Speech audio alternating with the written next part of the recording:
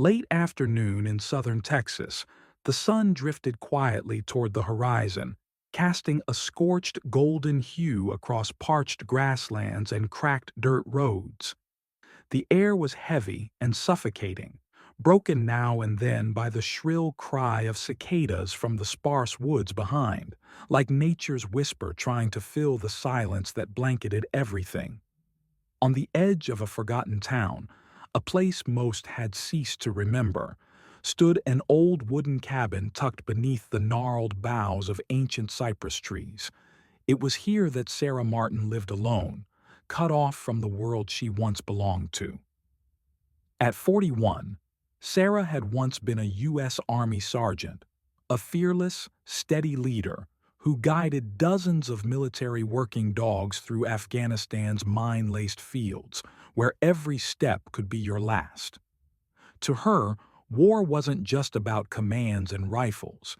It was about loyalty from comrades and from the dogs who looked into her eyes as if she were their whole world.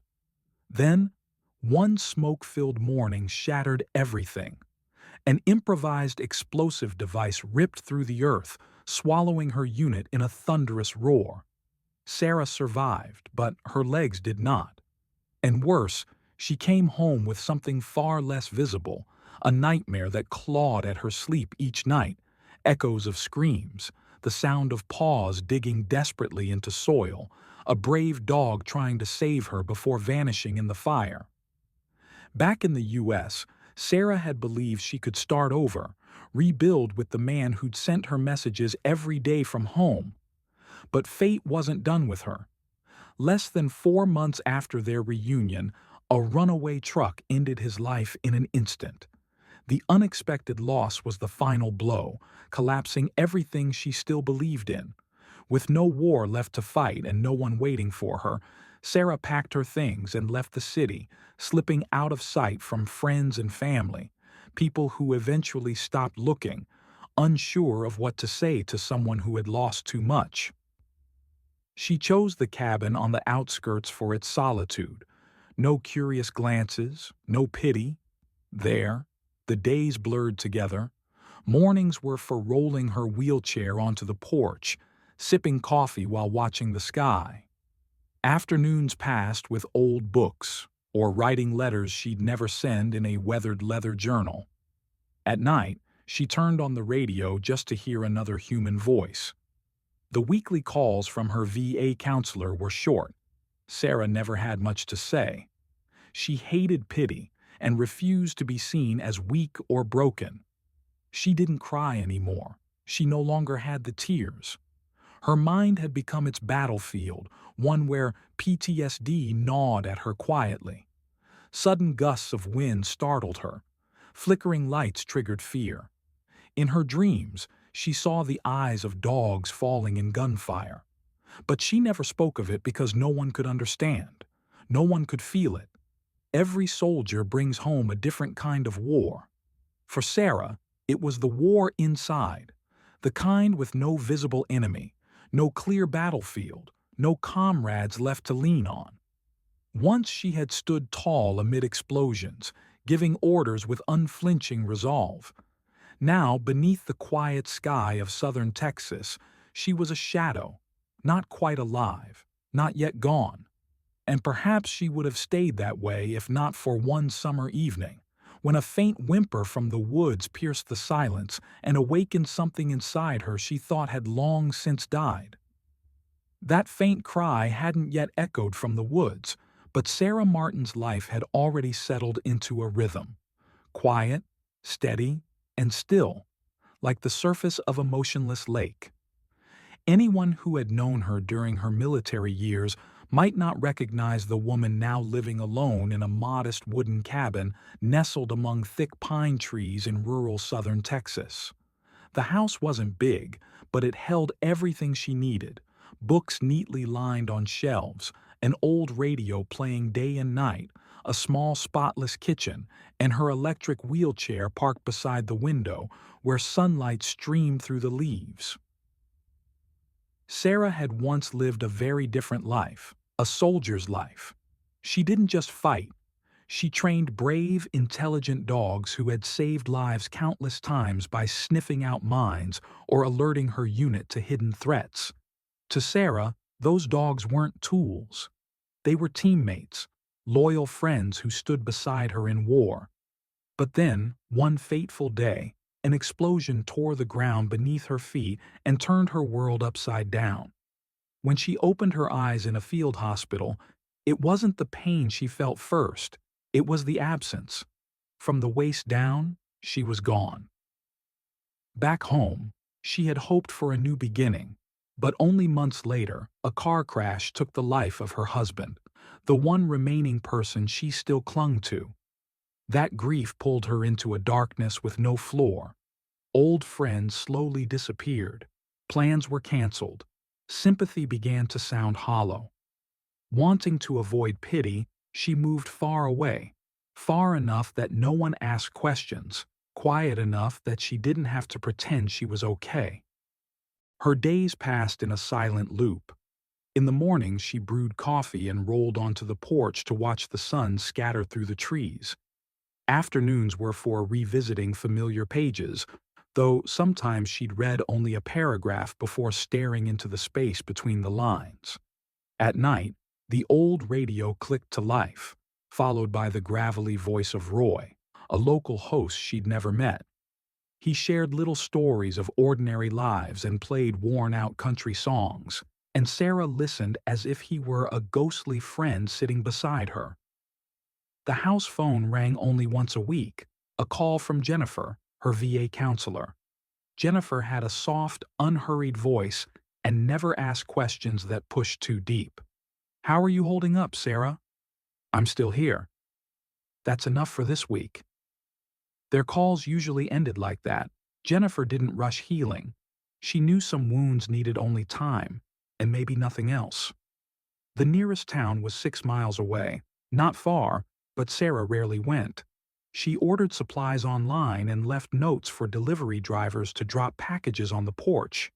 Townsfolk still talked about her, though their words were half rumor, half truth. "She used to lead a whole team of dogs in the war. I heard she hasn't spoken to anyone in years." Poor woman, but strange too. There was no cruelty in their voices, only confusion, because they couldn't grasp what loss had done to her. But not everyone kept their distance. Two names lingered quietly in Sarah's life: Mrs. Nora and Liam. Mrs. Nora lived closest, though it still took a car ride to reach Sarah's cabin. She'd once had a son, a Marine who never returned from the Gulf. Since then, she had lived alone, growing flowers, feeding stray cats, and baking nearly every day. She never forced friendship on Sarah, but every month she left a small bag of cookies on the porch with a note in shaky handwriting: "As long as you're alive, there's still hope, sweetheart." Sarah never replied, but she never threw them away either. Then there was Liam, a 10-year-old boy with wild curls who lived at the far end of the road. He never spoke, never knocked. He just watched from a distance. Once Sarah caught him peeking from behind the fence, eyes following her electric wheelchair. Not afraid, just curious. She didn't scold him, just raised an eyebrow and turned away. He seemed to understand. After that, he appeared now and then, like a quiet shadow. That unspoken respect, that patient presence, it made Sarah feel seen but not intruded upon. And for her, that was enough. Life moved on like that, closed off but not entirely numb, like a wound with scabbed skin, but healing still buried deep inside. Sarah didn't know what she was waiting for, if she was waiting for anything at all, until one stifling afternoon when even the cicadas fell silent and something shifted in the air. She heard a sound from the woods, faint, broken, almost too small to matter, but it cut straight through the silence that had wrapped around her heart for years. A weak, choking whimper, like a soul begging to be saved. And somehow, Sarah knew she had to find that sound. The sound, faint, broken, almost lost in the hum of cicadas and the wind rustling through leaves, echoed again as Sarah guided her wheelchair down a narrow dirt path behind her cabin. It was a route she often took during stifling afternoons, a small escape from the confinement of four walls. At first, she thought she was imagining it, maybe a branch snapping, some distant animal, or even a memory reverberating through her mind. But then it came again, clearer this time, choked with a pain so raw it was almost human, like the stifled cry of a creature calling into a void without hope. Sarah's heart clenched. Something stirred deep inside her. An old reflex awakened, a soldier's instinct, a dog handler's ear. She had heard sounds like that before, buried in rubble, muffled by ash and gunpowder, the desperate whimpering of life refusing to die. She stopped, turned her head, and listened again. And when the whimper came for the third time, longer now, afraid, like pain stretched to its final thread, Sarah didn't hesitate. Her wheelchair wasn't built for soft ground or tangled forest trails. But she pushed the joystick hard and veered off the path, plunging into the woods. The canopy above grew darker, branches interlacing to hide the sky.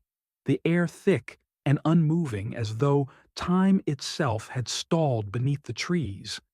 Leaves slapped against her arms, rocks jarred her wheels. But she didn't slow down. There was something ahead. Not just a sound, but a call for help.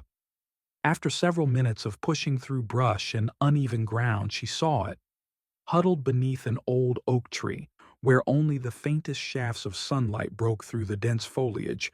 A German shepherd, or what remained of one, lay motionless in the dirt. The dog was so thin its ribs protruded like a skeleton drawn in sharp lines. Its coat, once thick and proud, was now matted with mud and dried blood. Around its neck, a rusted iron chain dragged heavily to the ground, tightly wrapped and padlocked to a metal stake driven deep into the earth. The soil around it had been torn up in every direction, a raw testament to its struggle to be free. Sarah froze, not in fear, but as a cold wave of horror slipped down her spine. She had seen dogs injured in combat, had carried them through gunfire and debris, but she had never seen anything like this. This wasn't just starvation or injury. This was intentional abandonment, cruel, calculated, and utterly indifferent. Someone had brought this dog into the woods, chained it, and walked away as if its life meant nothing. This wasn't neglect, it was a decision, the kind only a rotted soul could make. She looked around. No cabins, no tire tracks, no sign anyone had ever lived here. Just the dog and the chain. A slow, silent sentence carried out in isolation. The dog lifted its head faintly at the sound of her approach. Its eyes were dry, as though it had cried itself empty, but there was still something left in them, not hope, that had long since burned out, but resignation, the kind of look you give the world when you've stopped asking for rescue. It didn't bark, didn't growl, didn't try to run. It just looked at her, like it was saying goodbye. And Sarah felt something squeeze in her chest, not pity, but recognition. A quiet, powerful knowing. A bond formed in an instant between two souls who had been through too much and come out the other side broken, but still breathing. She knew that look. She'd seen it before, in the mirror, on the longest, coldest nights of her life. Not today, Sarah murmured, her voice trembling but steady. She leaned forward, trying to reach the chain, but the chair was too low and the angle was wrong. Her hand shook, not from weakness, but from the rage rising in her chest. Not anger at herself, but at the quiet evil that had let a living being suffer like this. "God damn it," she hissed through clenched teeth. Then she backed the chair away, spun it around, and turned out of the woods, not to leave, but to return with what she needed. Dusk was falling fast, but Sarah no longer heard the cicadas. No breeze rustled the trees. Her mind was locked on the sound of wheels grinding over rock and the pounding of her heart, as if she, too, were racing against the last fragile flicker of life in those eyes. She didn't know why the urgency gripped her so fiercely. Maybe it was the eyes that had long learned the pain of being left behind, waiting for someone, anyone, to come back. And today, that someone would be her.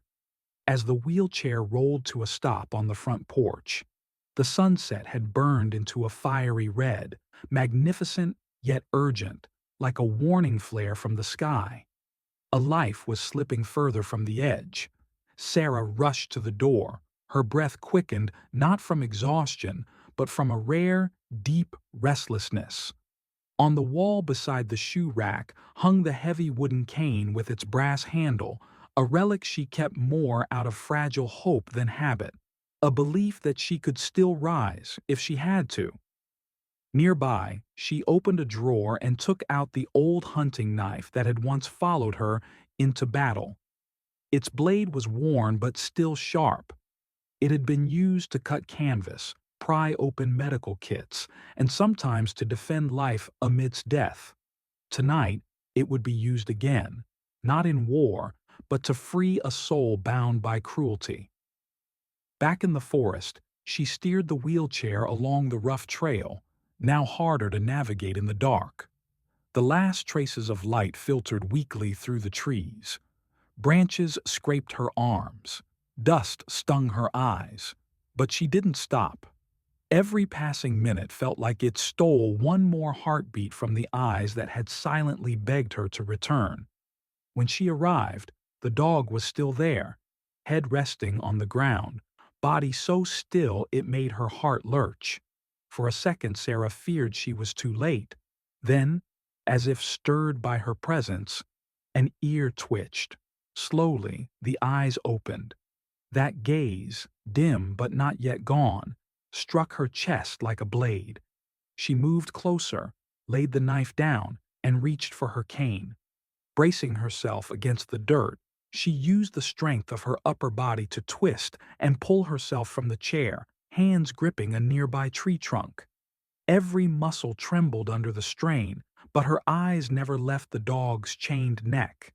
Inch by inch, she lowered herself until she was close enough to grab the knife again. Her hand shook slightly, but her grip was sure. She began sawing at the rusted chain, a metal curse that had dug into the dog's flesh for days, maybe weeks. Each stroke of the blade scraped across dried blood, matted fur, and the stench of rot. She dared not imagine the pain this creature had endured, starving, trapped under the burning sun, with no water, no hope, and no one returning. What broke her most was the dog's stillness, no resistance, no growl, as if it had long accepted that humans only brought pain. The chain was thick, the blade dulled. Her hands bled from the effort, but Sarah kept cutting, and finally, with a brittle snap, the metal gave way. In that instant, both she and the dog collapsed onto the forest floor. Sarah, drained. The dog, disbelieving. It didn't run. It didn't howl. It simply lay on its side, panting, eyes wide. And in those eyes, for the first time, Sarah saw a flicker, not life in full bloom, but a tiny spark, fragile as an oil lamp on the verge of dying, yet still alive. She reached out gently, resting her hand on its head, the first touch either had offered in a long time. The dog flinched, then slowly eased, as if deciding whether this hand was like the ones that had hurt it. But when Sarah whispered, "Not today. You're not dying here," the dog's cloudy eyes shimmered, like something long forgotten had just stirred, maybe trust, or simply the raw instinct to survive. She stayed with it, not rushing. Her hand remained on its head, her breath syncing with its labored ones. And there, deep in the forest beneath the old oak trees, two abandoned souls, a broken soldier and a battered four-legged fighter, found each other in the silence they both thought would last forever. They didn't know it yet, but this moment was the beginning of a journey that would change everything. By the time the sun had fully dipped behind the trees and the sky melted into a hazy blue-violet hue flickering with scattered fireflies, Sarah gently lifted the dog in her arms. Her shoulders ached, her arms trembled, and yet she held on. Its body was so thin and brittle it felt more like carrying a bundle of dry twigs than a living creature. In the back seat of her small truck, she laid down an old blanket and carefully placed it on its side, cradling its head against her chest as if letting go might cause its faint breath to vanish. On the drive home, she checked the rearview mirror over and over, and every time she caught the dog's eyes still open, still watching even dimly through the dark. Something in her heart tightened. It was a strange feeling, a blend of pain and tenderness, fragile and yet undeniably alive. When they got back, she didn't turn on the main lights. Just a soft amber glow from the lamp spilled across the flannel blanket she had spread by the fireplace. She cleaned the mud and blood-matted fur, trimmed away tangled clumps, and gently washed the wounds around its neck using warm water and a bottle of antiseptic she had kept from her service days. The dog didn't cry, didn't resist. It only trembled when the water touched its skin, a haunting kind of resignation, as if pain was the only language it understood from humans. When she was done and turned to fetch water, it looked up at her with hollow eyes, then let its head fall into the folded towel beneath it, utterly spent after what felt like a never-ending war. And in that quiet, Sarah whispered, not to be heard, but as if the wind itself might carry her words, "You're a fighter. You survived." A pause, then softer. "Ranger. From now on, I'm calling you Ranger." The name came out like a promise, not just something to call him, but something to reclaim him from a past that would no longer define him. From that moment on, he had a name, an identity, and a teammate. But names don't heal wounds. In those early days, Ranger barely ate, managing only a few spoonfuls of thin chicken broth that Sarah left a safe distance from where he lay. Every time she approached, no matter how gently, he recoiled, shrinking into the corner with eyes that flinched the way only a creature used to violence does. Once, just the soft clink of a spoon against a bowl sent him bolting upright, panic written in every line of his body, as if he were bracing for one more fight to survive. The entire room became a silent battlefield. Sarah on one side, calm and patient. Ranger on the other, raw with fear and mistrust. And between them, a thick fog of time steeped in betrayal. Sarah never pushed. She knew too well that invisible wounds often ran deeper than the ones left by chains. Each morning, she cooked the broth, placed the bowl just far enough away not to alarm him, then sat quietly at her table with a book or the radio, pretending to be distracted but always watching. Sometimes she'd speak softly, as if to no one, telling little stories about her time in the field, about a dog named Hero who once saved her squad from a minefield, or a friend who never came back. She didn't know if Ranger listened, but every time her voice broke the silence, his ears twitched just a little, like leaves stirring in a gentle wind. And that tiny flicker was reason enough to keep speaking. One night, Ranger whimpered softly in his sleep, body trembling as if wrestling with a nightmare he couldn't escape. Sarah sat up, left the lights off, and placed her hand gently over the blanket covering him. "You're safe," she whispered. "I'm here. No one's going to hurt you now."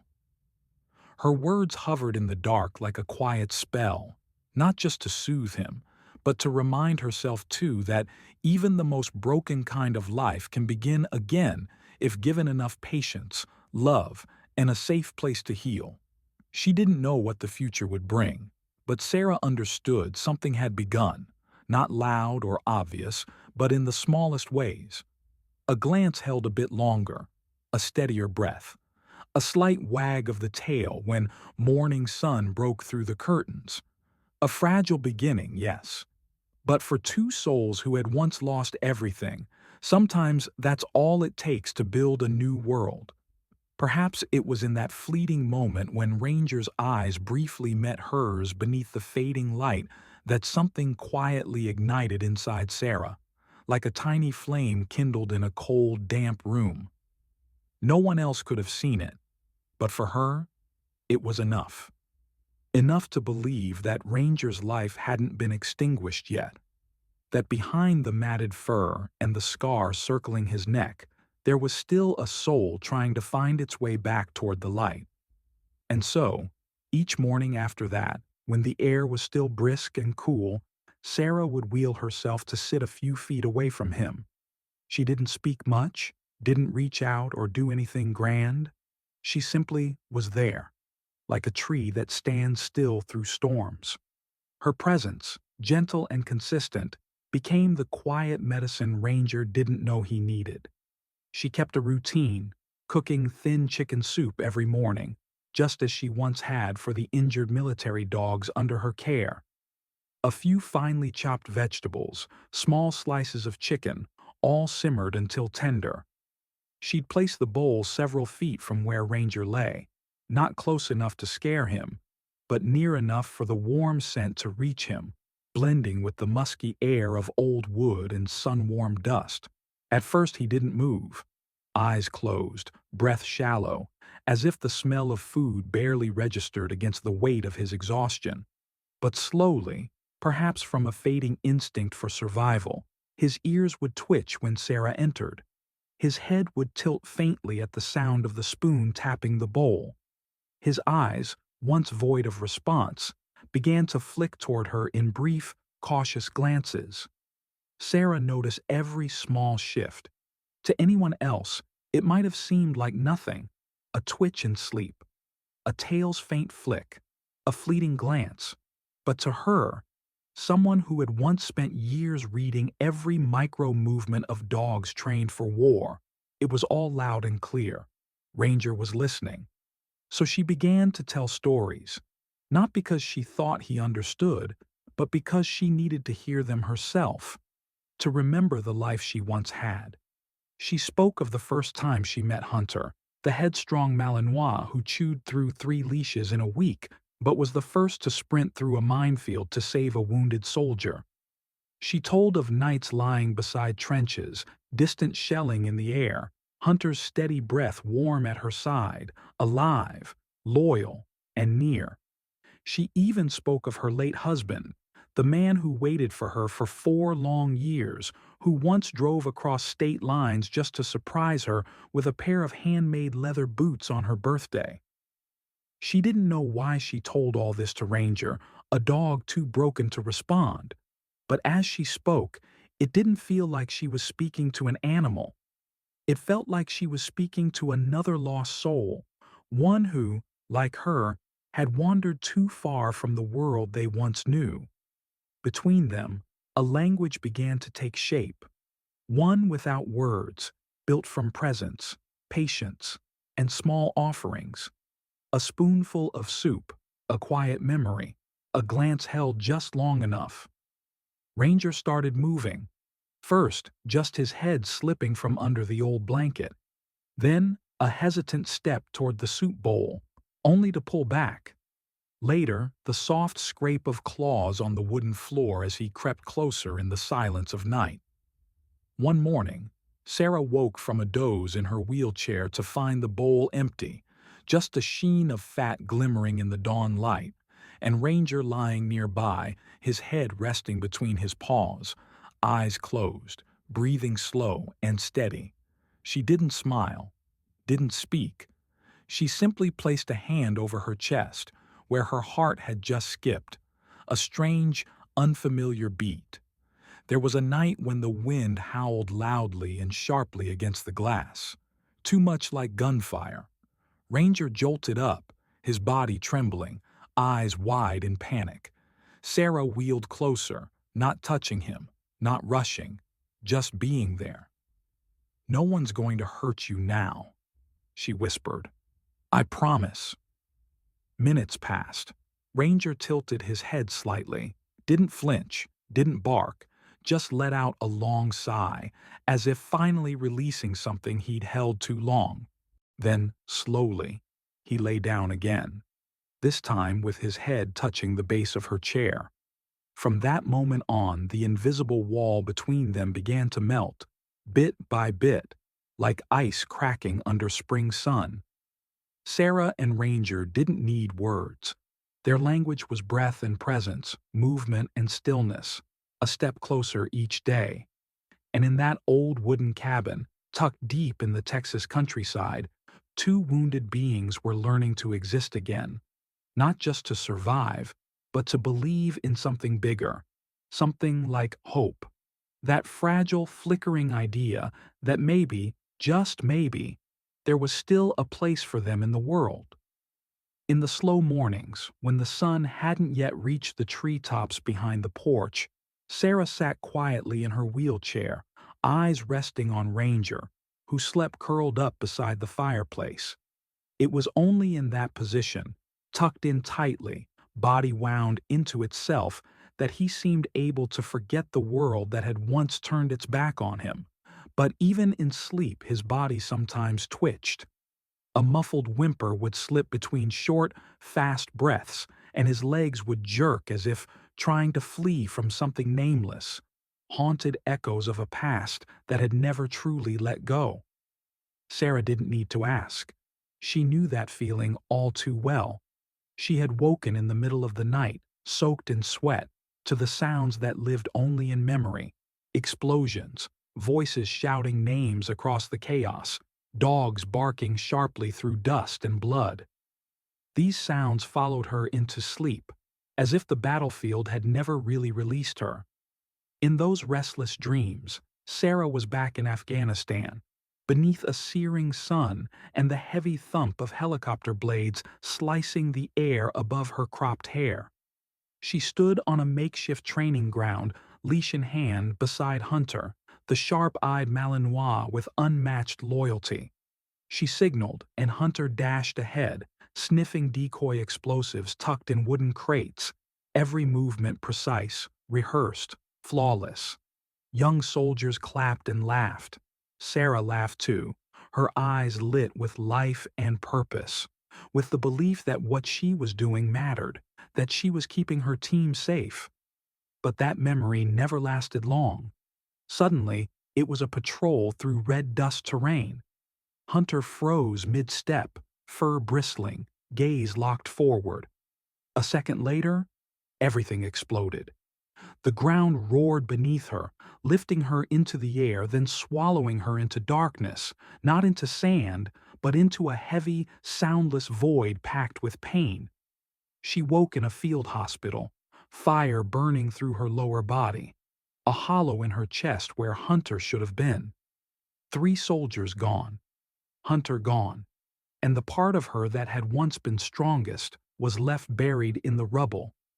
The doctors called her survival a miracle, but Sarah never saw it that way. It felt more like a cruel trade. Her body had returned, but something vital had stayed behind. From that day on, the sound of a barking dog wasn't training. It was a knife to the memory. The love she once held for those 4-legged warriors was buried beneath a grief too deep to name. Ranger didn't sleep peacefully either. Even in this warm, safe room, his body would sometimes stiffen. His claws scratched lightly against the floor, like he was racing down a hallway filled with smoke and screams. Sarah couldn't be sure, but something in him, the alertness in his gaze, the strength in his gait when illness didn't weigh him down, the constant tension behind every movement, suggested he had once been a working dog. Maybe he, too, had had a handler, a soldier like her. Maybe he'd crossed front lines, followed commands, been praised, hugged quickly between battles. And then, what happened? Had that soldier fallen? Had Ranger, without orders, without a human to trust, become disposable? Was the scar on his neck from a collar worn too tight for too long? Or was it something worse? A mark left by hands that had once promised care but delivered only betrayal. Sarah's fingers twitched against her wheelchair's armrests. She knew the stories of what happened to military dogs when their handlers didn't come back. Some were reassigned, others were retired with honors. But some, especially those too traumatized to work, disappeared into the system, their fates as uncertain as the dust storms that swept across the Afghan plains. The thought made her stomach turn. Outside, the wind howled against the cabin walls, rattling the windows in their frames. Ranger lifted his head, ears pricked forward, body tense. Sarah watched as his nostrils flared, testing the air for danger. "Just the wind," she murmured. "Nothing more." But she knew better than anyone that the past was never just the past. It lived in the body, in the way a sudden noise could make your heart race, in the way a familiar scent could transport you back to your worst moment. Ranger exhaled sharply through his nose and lowered his head back to his paws, but his eyes remained open, watchful, waiting. Sarah wheeled herself closer, stopping just within reach. Slowly, giving him time to pull away, she extended her hand. Ranger didn't move. Her fingers hovered above his head, trembling slightly.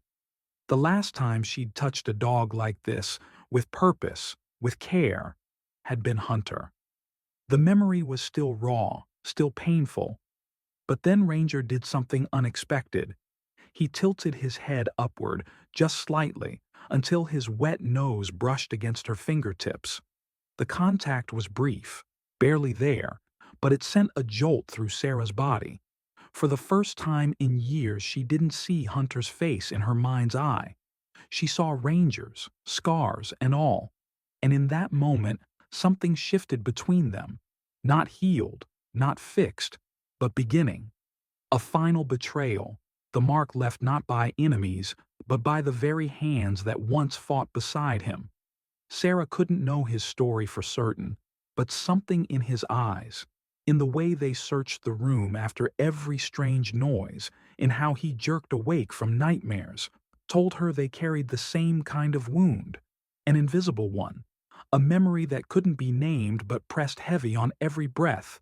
And that shared understanding, that parallel pain between two souls cast out of battle without warning, was slowly stitching them together.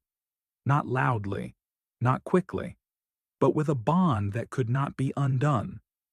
One late afternoon, as Sarah spoke softly about the first time she lost a soldier under her command, her voice faltering at the mention of the blast, of the screams, of the icy cold that reached her bones, Ranger, who had been lying still, suddenly lifted his head and looked straight at her.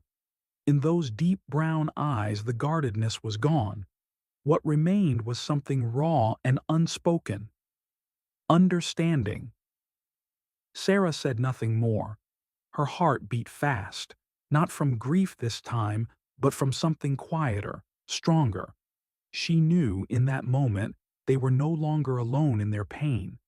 From that quiet, unwavering gaze, as if Ranger had seen his reflection in Sarah's eyes, something shifted.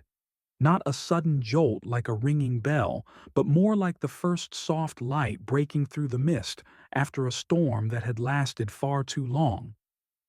The next morning, as Sarah wheeled into the room with the familiar bowl of chicken soup, she found Ranger lying on his side, head slightly raised, ears perked, eyes wide open, watching her from a distance closer than usual. When she set the bowl down, there was no growling, no weary stare. He simply sat still and calm. And after a few long seconds that stretched like lifetimes, he stepped forward, slowly, haltingly, but on his own feet. A small gesture, but for Sarah it was nothing short of a miracle. The first time Ranger chose to move toward her rather than away. From that day on, he began eating regularly, first just a few spoonfuls of soup, then small strips of shredded chicken, and eventually the special recovery biscuits she'd ordered just for him. After eating, he no longer retreated into corners. He stayed where he was, eyes quietly following her movements across the room, as if a new routine was beginning to take root. She noticed how he always angled toward the sound of her wheelchair wheels. So, on a crisp early autumn morning, as the scent of dry grass drifted into the room through an open window, Sarah smiled and rummaged through a drawer for a small silver bell, the one that used to hang from her military pack during long marches. She fastened it to the left wheel of her chair and gave it a slow turn. A soft chime rang out, delicate and clear, cutting through the long-held silence like music uncoiling in forgotten air. Ranger's head lifted immediately, ears alert, not in fear, but in focus. He leaned forward slightly, eyes lit with something that looked like understanding, like a secret game only the two of them knew how to play. "Now you'll always know where I am," Sarah said, her voice soft and warm. Ranger wagged his tail once, just a small flick, but it felt like agreement. From then on, whenever the bell rang, Ranger would stir, moving toward the sound, even if only a few steps, and when Sarah rolled onto the porch to sit quietly under the late afternoon sun, Ranger would follow and settle beside her, resting his head on her footrest, breathing evenly in a calm that no longer felt heavy. Word of Ranger, or more precisely, his quiet return to life, began to spread, not through gossip, but in the small details noticed by those who paid attention. Mrs. Nora, the silver-haired neighbor Sarah had only known through the cookies left wordlessly on her doorstep, appeared again, this time carrying a bundle of still warm beef bones wrapped in a faded floral handkerchief. She didn't ask questions. She just smiled, placed the bundle down, and said, "Heard you've got a new friend. Maybe he'll like bones as much as my old ones did." Sarah nodded, thanked her, and for the first time in years they stood and spoke for a few minutes at the door.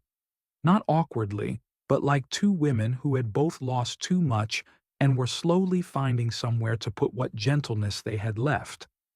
After that day, Nora began stopping by more often, sometimes with almond butter cookies, sometimes with half-finished knitting in her basket. She never asked about Sarah's past, never touched the heavy things everyone knew but no one dared to say aloud. Instead, she told stories about her garden, about a stray cat named Whiskey who'd slept at her feet all last winter. And Sarah listened, not for the stories themselves, but for Nora's voice, steady, calm, like a lifeline tossed across the stormy sea of memory. Even Ranger began to accept other presences. He didn't hide when Nora entered, didn't growl or retreat. He simply watched, head tilted slightly, eyes alert but no longer afraid. Once, when Nora knelt to place a plate of biscuits under the table, Ranger approached, sniffed the hem of her skirt, and then, something Sarah had never expected. Nora reached down, stroked his head, and said, "Good boy." Ranger closed his eyes, didn't pull away, as if that hand had tapped gently on a long-shut door in his memory. And so, piece by piece, small things began to thread together, a fragile cord reconnecting Sarah to the world outside, a cord she had once thought she'd never need again. But in healing a wounded creature, she had unknowingly reopened her own heart, letting in the light, soft and persistent, like the autumn sun warming the wooden porch. Now, the cabin was no longer filled only with the creak of wheels. It held the light jingle of a silver bell, the steady breathing of a dog who no longer flinched, and sometimes something else. Quiet laughter. The kind Sarah had forgotten she was still capable of. The kind she thought had been lost somewhere in the war. But it hadn't been lost. It had only been waiting for this moment, this bond, this return to life. The days that followed passed like a thread pulled slowly through torn fabric, not rushed, but steady. And in that gentle, fragile rhythm, Sarah began to feel something she hadn't in a long time, that she was no longer alone in her quiet war with the shadows inside her. Ranger was no longer just a rescued dog. He had become part of the pulse of her daily life. The familiar sound of claws clicking across wooden floors, the warm breath curled beside her wheelchair, the steady eyes that followed every soft chime of her silver bell. But even on the calmest days, pain had its way of returning, sometimes not as dreams, but as sharp neurological attacks, sudden spasms from the damaged nerves in her lower back that Sarah rarely spoke about. That night, a light rain fell, droplets tapped gently against the porch roof, and the fire in the hearth glowed faintly in the corner of the room. Sarah had fallen asleep in the small bed beside the window, her breathing slow and even after a full day of cooking, tidying, and writing a few quiet lines in her journal. Ranger lay curled at the foot of the bed, his head resting on an old pillow, eyes closed, but ears alert, as if still standing guard over sleep that was never quite peaceful. The night deepened, and the house fell still, only the rain and the soft hiss of wind seeping through the cracks in the old wood. Sometime after midnight, a low groan broke the silence. Sarah's eyes opened, but her body did not respond. A searing pain surged from her lower spine up through her chest, like thousands of needles piercing her spinal cord, locking her muscles in a state of numb agony. She tried to move her hand, but it only reached the edge of the pillow, her vision blurred with pain. Her mouth opened, but no sound came out. She knew this kind of spasm. It had taken her to the emergency room twice before, and she knew what she needed. The emergency injection stored in the drawer beside her bed, the only thing that could stop the paralysis from spreading. But the distance, barely an arm's length, now felt like a world away. Ranger shot up. He hadn't needed a call, not a word, not even a clear groan. Just instinct. The same one that once saved lives on battlefields, telling him something was wrong.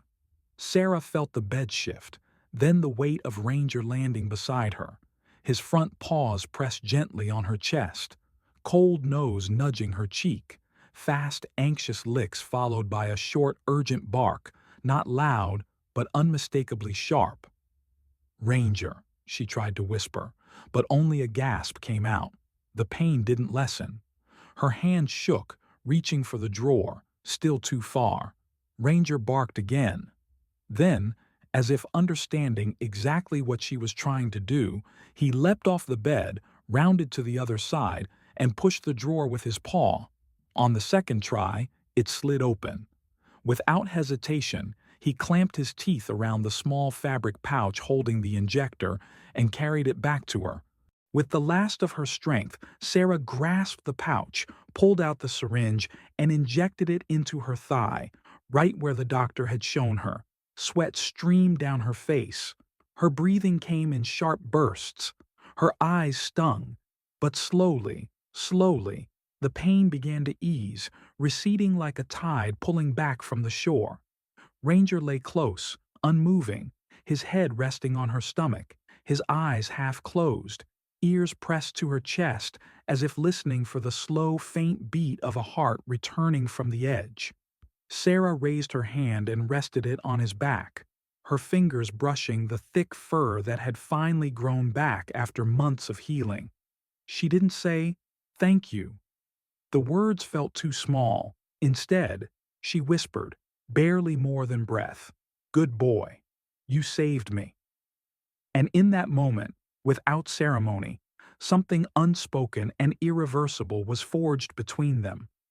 A bond deeper than gratitude or friendship, a connection born of life itself, sealed in the moment death had nearly arrived. That night Sarah didn't fall back asleep, but she wasn't alone. Ranger didn't leave her side, lying there like a soldier beside his commander, but not out of duty, out of love, out of something far older and quieter than orders. He was a creature once abandoned, now guarding another life. And from that night forward, they were no longer the rescuer and the rescued. They were comrades, not in the old war, but in a new one. The silent, steady fight of two souls learning how to live again. As the first light of morning filtered softly through the window, a pale golden streak fell across the blanket, where Ranger still lay close beside her. Sarah opened her eyes after a sleepless night and felt something she hadn't in years. Not pain, not exhaustion, but a sense of being alive. Fully, clearly, undeniably. Her hand remained resting on Ranger's back, rising and falling with his steady breath, warmer and more grounding than anything she'd known after so many years buried in cold silence. She turned her head slightly, her eyes no longer blurred by tears, and whispered this time in a voice firm and sure, like a truth being spoken aloud for the first time. "You just saved me, Ranger." It wasn't said as a passing thought. It was a declaration, a quiet, irreversible shift. From that moment on, Ranger wasn't just a dog she'd rescued from chains and abandonment. He was a comrade, a fellow soldier, a companion who had fought beside her, not with weapons or commands, but with unwavering presence and instinct that cut through the dark without needing words. Just like Hunter had long ago, Ranger sensed danger before it had a name. He had acted not because anyone told him to, but because something deeper had taken root, a bond shaped by trust, by time spent side by side, by eyes that recognized each other across layers of unspoken memory. From that day, everything between them changed, not in grand gestures, but in quiet understanding woven into the smallest of acts. Ranger no longer simply followed the sound of the silver bell. He began to anticipate Sarah's patterns, reading her needs without prompting. He'd position himself on her dominant side when she wheeled toward the door, lie close beside her whenever she stopped to rest. And especially, he was always watching. On days when her fatigue ran deeper than usual, it was as if he had chosen his mission, to protect this woman not with teeth, but with presence, with unwavering, silent loyalty. Sarah felt the change in herself too. She no longer avoided her neighbor's glances when she rolled out onto the porch. She no longer flinched at a knock on the door, because now she knew she was never truly alone. Once, while cleaning the kitchen, she dropped a glove.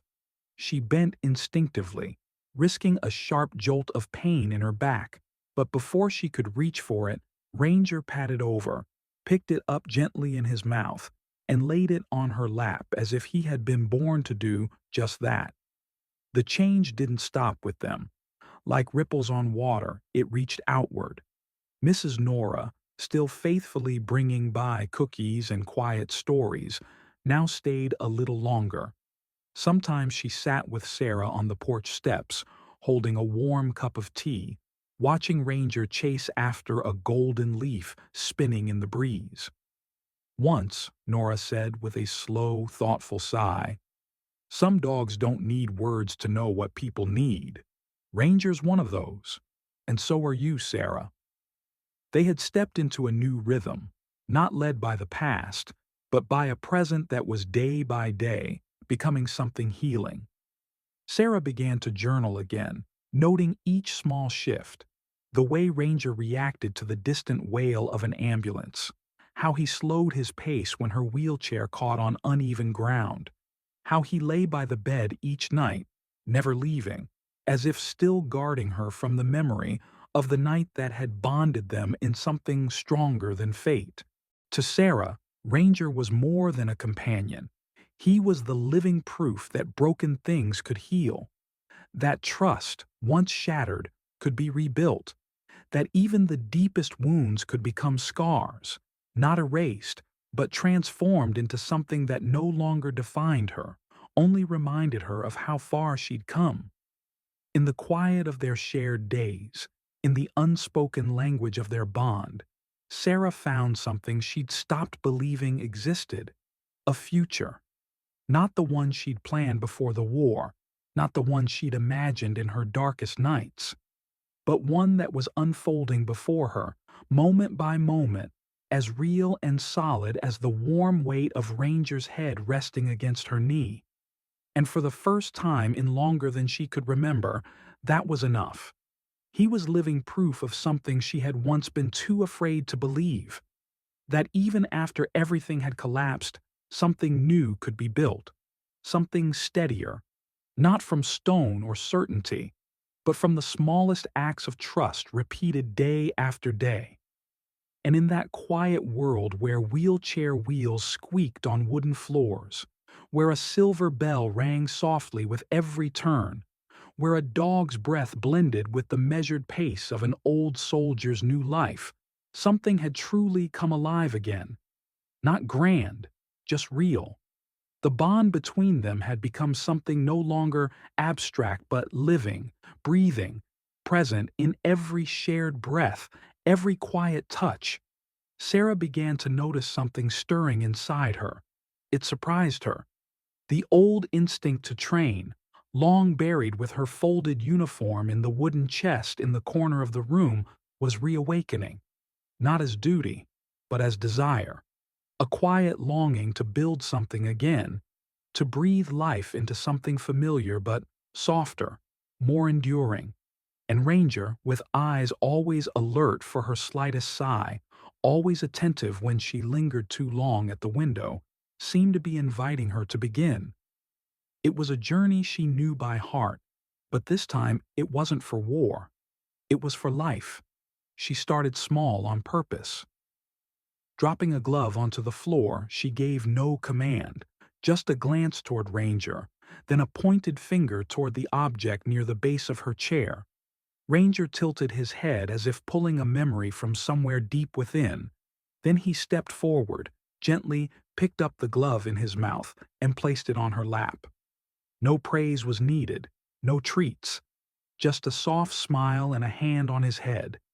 In that moment, the long stretch of years, the weight of all that had been lost, was momentarily filled by a single simple act built entirely on trust. The next exercises didn't happen in a day.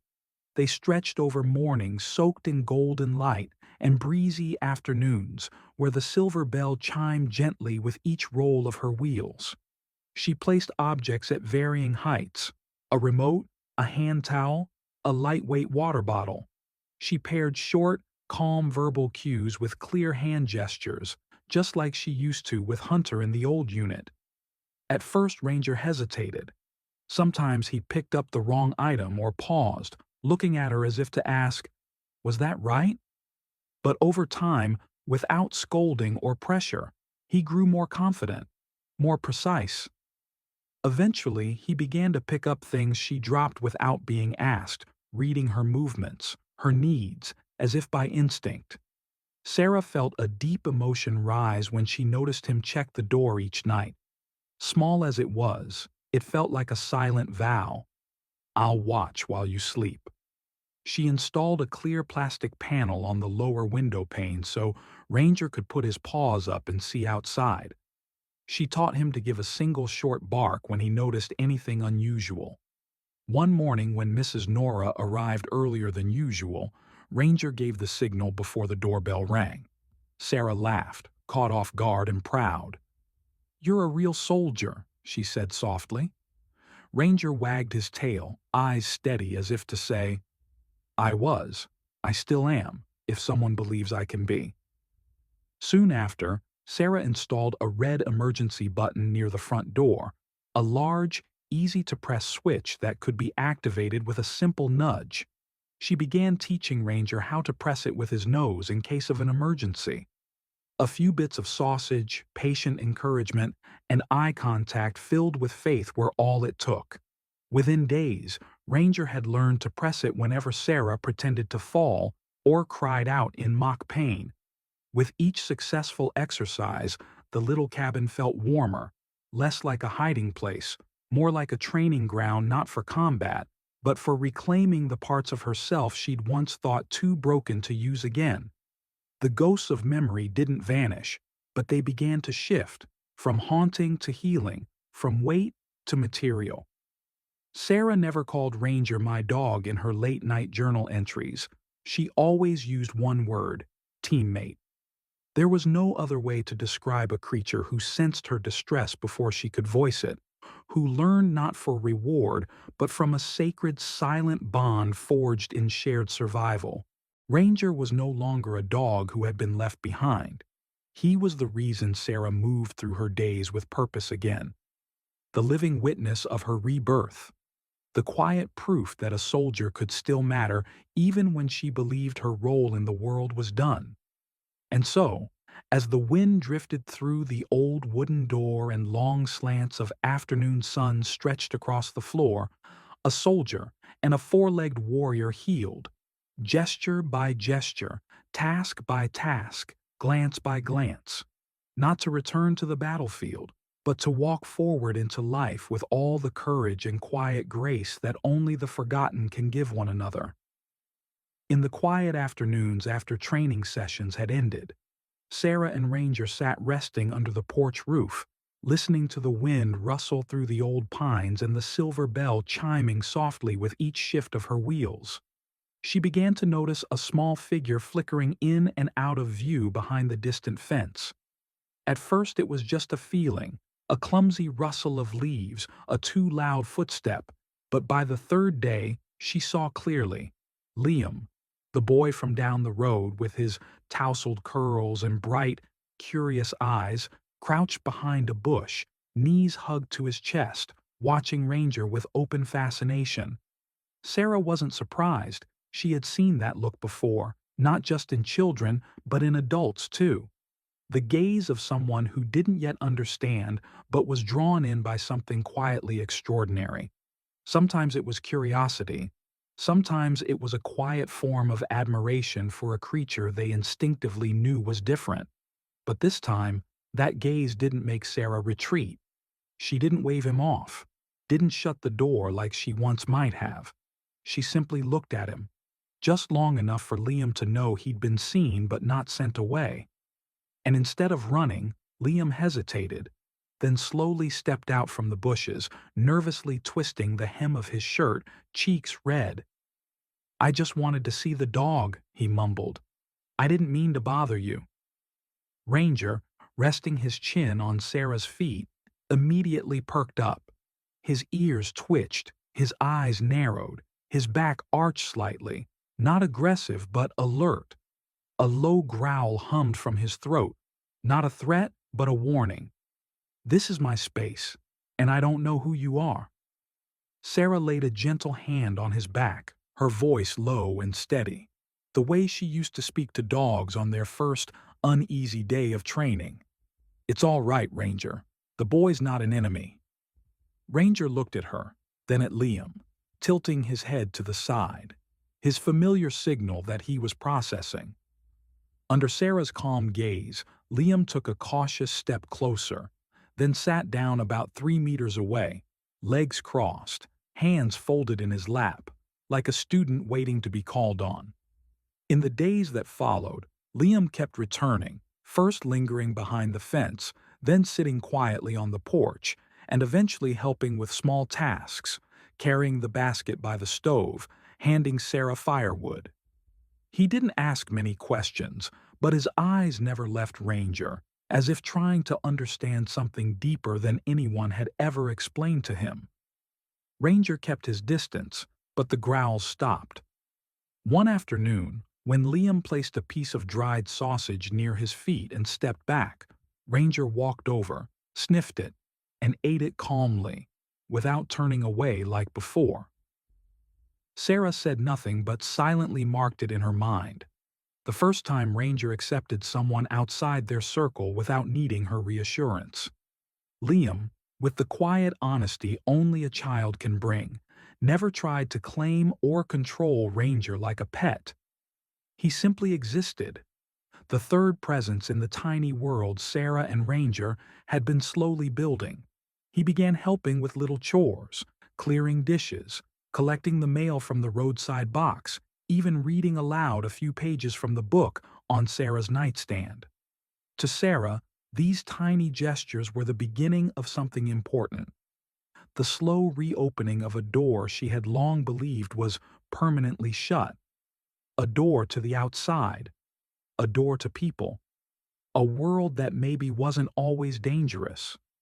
A world where kindness could still show up, sometimes in the form of a boy with dirty hands and a voice that still stumbled over big words. One afternoon, as Liam played in the front yard with a stick, Ranger suddenly approached, took the end of the stick gently in his mouth, tugged at it, and then let go. An invitation to play tug of war. Liam's eyes widened. He looked to Sarah for permission, and when she nodded, his face lit up with the kind of pure, ringing laughter the old porch hadn't heard in years. Ranger wagged his tail, lowered his front legs to the ground. Ready. Sarah watched them, something warm rising in her chest, something sharp catching in her throat. Because sometimes rebirth doesn't begin with a dramatic transformation. Sometimes it starts with a small game between a dog who had once lost faith and a boy who hadn't yet learned how. That afternoon, when Ranger played tug of war with Liam, didn't just bring back the first sound of laughter after years of silence. It also opened another door inside Sarah, a door she'd thought was sealed forever, the need to share. As she watched Ranger lower his head, tail wagging gently beneath Liam's wide-eyed joy, then glance back at her as if to check, "Am I doing okay?" Sarah felt it clearly. Something was happening here. Something real. Something quietly extraordinary. And maybe, she thought, this quiet miracle unfolding in her old wooden house wasn't meant to be kept to herself. That evening, after Liam had gone home and Ranger lay curled asleep beneath the table, Sarah sat at her long-neglected laptop, wiped away the dust, opened a blank page, and began typing without any plan. "My name is Sarah Martin. I used to be a sergeant in the military. Now I'm a woman in a wheelchair living with a dog that once got left behind, and somehow the two of us are learning how to live again." She named the blog Pause and Purpose, a gentle play on words. Pause, as in slowing down, and pause, as in the quiet steps of a dog. It was a reminder that sometimes, in life's still moments, we rediscover our reason to keep going. At first, she wrote only for herself, to capture scattered memories, small lessons with Ranger, moments like the way he barked when Liam fell off his bike, or how he opened the door on days when Sarah was too exhausted to reach it. Then one morning, she posted her first photo. Ranger lying beside her wheelchair, head resting on the wheel, eyes half closed in the sunlight. Beneath it, she shared a journal line. "He used to trust no one. So did I. But now we watch over each other." No one expected what came next, within days. The post had been shared hundreds of times, then thousands. Sarah's once empty inbox overflowed, messages from fellow veterans quietly thanking her for putting into words what they never could. Notes from people living with depression, autism, and grief, saying they cried when they saw the look in Ranger's eyes. Dog lovers from all over the world writing stories of their animals. Silent companions who had saved them when no one else saw. One former Special Forces operator sent a photo of his late service dog with a single line. "I never told anyone I cried when he died, until I read your story." A 16-year-old girl from Colorado wrote, "I hadn't left my bed in 3 weeks, but today I walked into the yard just to sit beside my dog, because I wanted him to have the same chance Ranger had." Sarah hadn't expected her voice to echo so loudly. She began sharing more. Short clips of Ranger bringing her gloves, photos of Liam drawing on the porch while Ranger lay nearby, excerpts from the notebook she wrote in every night, even memories from the battlefield, not in graphic detail, but enough for others who'd lived through darkness to recognize themselves. None of the posts were dramatic. None were self-pitying. They simply were. Honest, soft, alive. Maybe that's why they found their way to the softest parts of people's hearts. But not all the feedback was gentle. Amid the outpouring came colder voices. A few criticized her for keeping a trauma-scarred dog in a home that wasn't certified. One anonymous message asked if Ranger had ever attacked someone, citing reports on irreparably aggressive dogs. Sarah read them all. She didn't respond. Instead, she wrote a new post titled, "Trust is not an instinct, it's a choice." Underneath was a photo of Ranger bowing beside Liam, eyes calm. He was trained to fight. Now he chooses to stay. With each story, each image, Sarah wasn't just documenting a recovery, she was redrawing a map of trust. A map where the markers weren't cities, but hearts learning how to beat again. At one of those points on the map, there was a woman in a wheelchair and a once-chained dog, not symbols of perfection, but beacons of something more enduring. They hadn't given up. And that, in itself, was enough. In the still days filled with quiet writing and warm responses flowing in from across the world through the pause and purpose blog, Sarah had begun to settle into a new rhythm of life, unhurried but full of hope. Each post she sent out felt like a signal flare of renewal, and every soft bark from Ranger in the yard stood as proof that life had somehow been reclaimed from the shadows. But recovery, as Sarah knew too well from the battlefield, is never a straight line. Sometimes it takes only one stormy night for everything that seemed stable to be thrown back into chaos. And what remains in those moments isn't peace, but instinct, survival instinct. And more than that, the instinct to protect. That night, a fierce storm rolled in. Thunder shook the quiet countryside. Lightning split the ink-black sky, rattling the windows in their frames. Sarah had fallen asleep in her armchair near the fireplace, her journal still open on her lap. Ranger lay curled up beside her wheelchair, breathing steadily, like every other night. But in the flickering dark, no one heard the small crack that came from deep in the forest behind the house, where a lightning strike had ignited a patch of dry grass long gathered beneath the base of an old cypress tree. The fire started small, a hidden ember, but the wind carried it forward, feeding its breath. It crept silently toward the rear wall of the old wooden house, whispering like a hunter waiting for the right moment to pounce. Ranger sensed it first. Somewhere in a half-dream, his nose caught a whiff of something sharp and wrong. Not the familiar scent of the hearth, but a bitter, choking smell that snapped something awake in him. He shot up, sniffed again, then bolted toward the back door. The curtain had already begun to smolder at the base, the faint glow of flames flickering like an eye staring back from hell. Ranger turned sharply, barked once, sharp, urgent, and ran to the living room. He jumped onto the chair, pawed at Sarah's arm, and growled low and deep, "Wake up, now." Sarah jerked awake, still caught in the haze of unfinished dreams. But then she felt it, heat in the air, too much of it, and the smoke, thin but creeping across the ceiling, its acrid sting already in her throat. She coughed violently and reached to wheel herself forward, but the controller was out of reach. Her eyes burned, she couldn't see clearly. Ranger didn't wait. He leapt onto the table near the back window, grabbed the edge of the flaming curtain with his teeth, yanked it down, then shoved it away with his body, scattering books as he did. Then he ran to the side door, where Sarah had once installed a push-bar emergency exit, and slammed into it with his shoulder. The door burst open. Cold night air rushed in, slicing through the rising heat like a blade. With what strength she had, Sarah maneuvered her chair toward the door, coughing hard through the smoke, her eyes streaming. But she didn't panic, not because it wasn't terrifying, but because she knew Ranger was there, leading the way. He slowed when she lagged, turned back, and barked again, each time she stopped to catch her breath or clear her vision.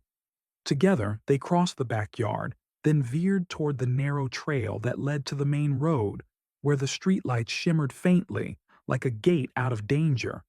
As they reached the road, Sarah turned to look back and saw flames beginning to devour the rear of the house, the part with the old furniture, the wooden trunk that held her uniform. Her first instinct was to go back, but Ranger stepped directly in front of her chair, body blocking the wheels, gaze firm and commanding. No, stay. And she understood. What needed saving wasn't inside that trunk. It was standing right in front of her, alive, breathing, leading her out of the fire on legs she thought had forgotten how to move. The fire was finally contained when emergency crews arrived. The house hadn't been destroyed, but the back was gutted. A firefighter, after inspecting the damage, walked over, removed his helmet, and said in disbelief, "If someone hadn't noticed this early, the fire could have spread to the entire block. You're lucky." Sarah looked down.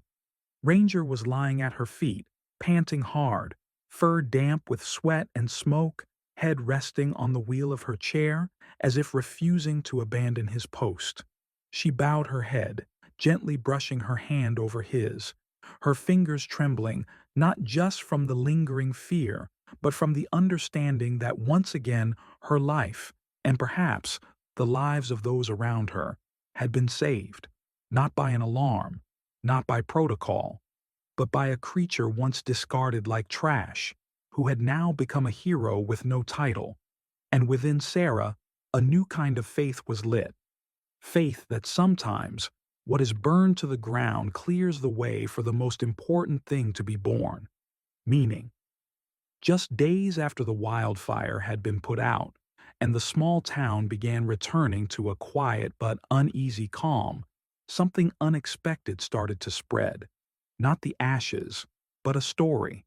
The story of a dog who had once been found chained and abandoned in the woods, and who was now being called something sacred by the whole neighborhood: a hero.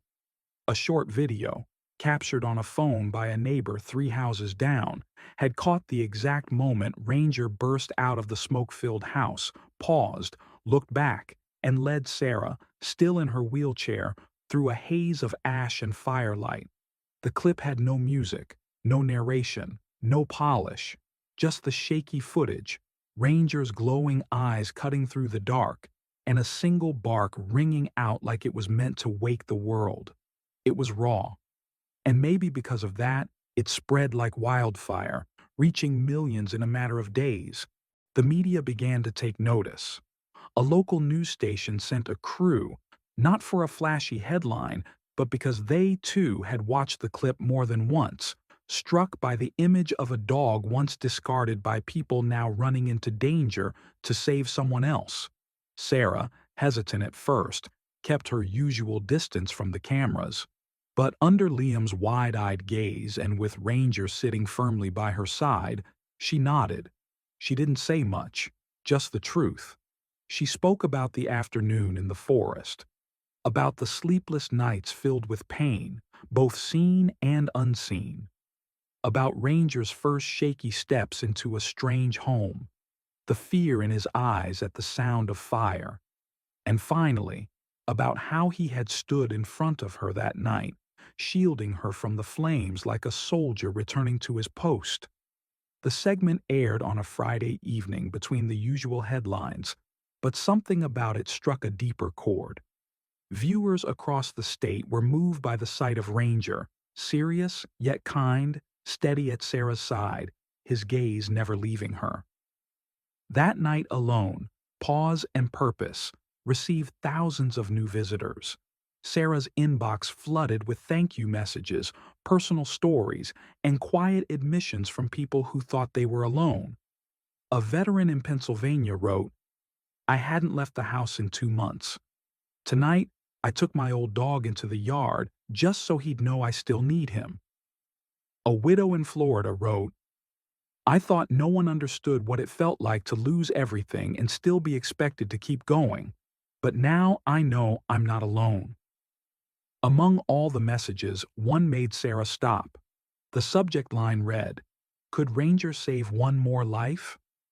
It came from Freedom K9 Initiative, a nonprofit that trains service dogs for veterans living with PTSD, injury, or isolation. Their email was modest, no flattery, no promises. They said they had followed Ranger and Sarah's story from the beginning, that the wildfire video wasn't just inspiring, it was proof of possibility. They weren't asking to change Ranger, only to give him the tools and setting to help others, veterans like Sarah around the country. They promised he would stay with her, that she would remain his handler, but that through training and group sessions, Ranger could support others, even just for short periods. "We need dogs like Ranger," they wrote. "Not perfect, not untouched, but resilient. Dogs who've fallen and stood again, so people on the edge might believe they can too." Sarah read the email under the dim kitchen light while Ranger lay at her feet, head resting on her worn slippers, unaware that he might soon be part of something even bigger.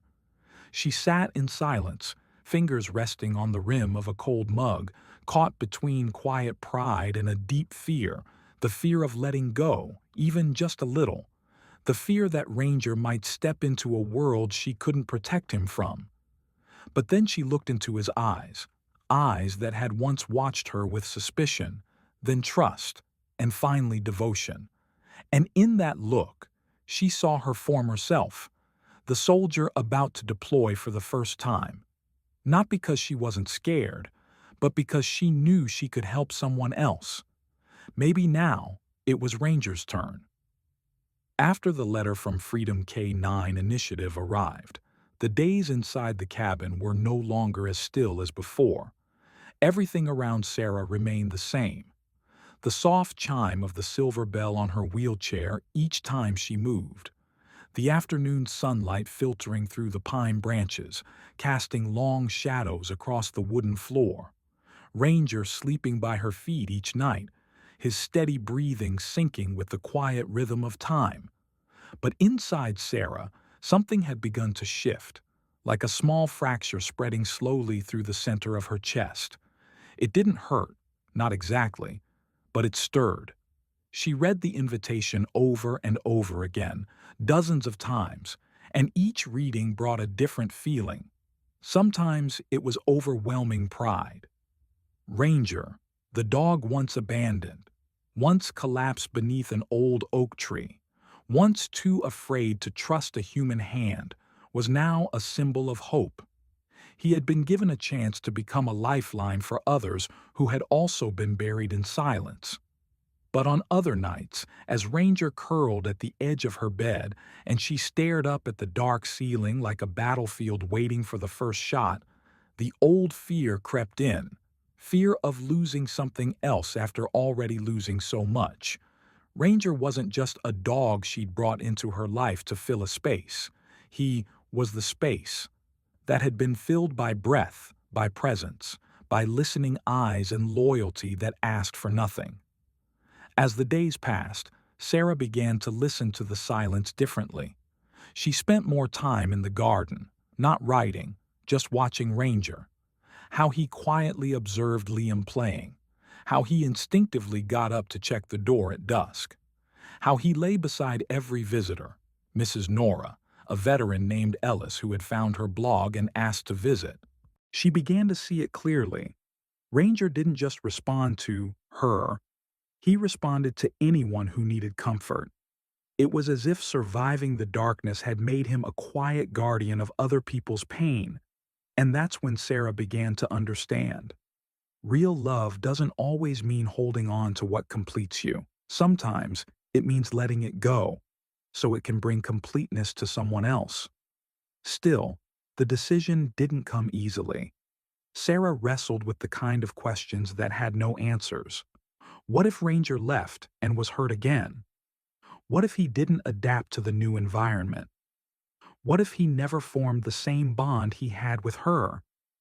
What if he was seen as a tool, not as the living soul he was? These weren't doubts in the organization. They were fears born from love so deep it trembled at the thought of anything dimming the light they had kindled together. One afternoon, while Sarah was drafting a new blog post, Liam appeared, holding a folded piece of paper with the uneven handwriting of a child. "I drew this for Ranger," he said, handing her the drawing. In it, Ranger wore a small soldier's cap, standing beside a man in uniform holding a wooden cane. Off in the distance was Sarah, smiling and waving. "Ranger's going to help people like you, right?" he asked, with the kind of innocent certainty that pierced straight through Sarah's softest places. She didn't answer, just nodded and held the drawing against her chest, hearing the beat of her own heart rising against the tears she fought to hold back. That night, the one before goodbye, was strangely quiet. No insects, no wind, just golden moonlight pouring over the porch steps where Sarah sat, and beside her, Ranger, still silent, not playful like usual, not pressing against her leg. He lay motionless, his head near her wheel, staring into the empty yard like he, too, was thinking about something too big to say. Sarah knew he could feel it all. She had seen that look before, the same one Hunter had given her the morning of his final mission. But this time, Ranger's gaze wasn't filled with sorrow. It was full of understanding, no words, no grand gestures, just eyes that seemed to say, "If this is right, I'll go, but I'll never leave you." Sarah didn't sleep that night. Instead, she wrote a handwritten letter to the organization, accompanied by copies of Ranger's medical file, his training notes, and a single line at the end. "If he's willing, I'll let him go. But please, remember, he is not a trained dog. He is a healed soul, and he is the one who healed me."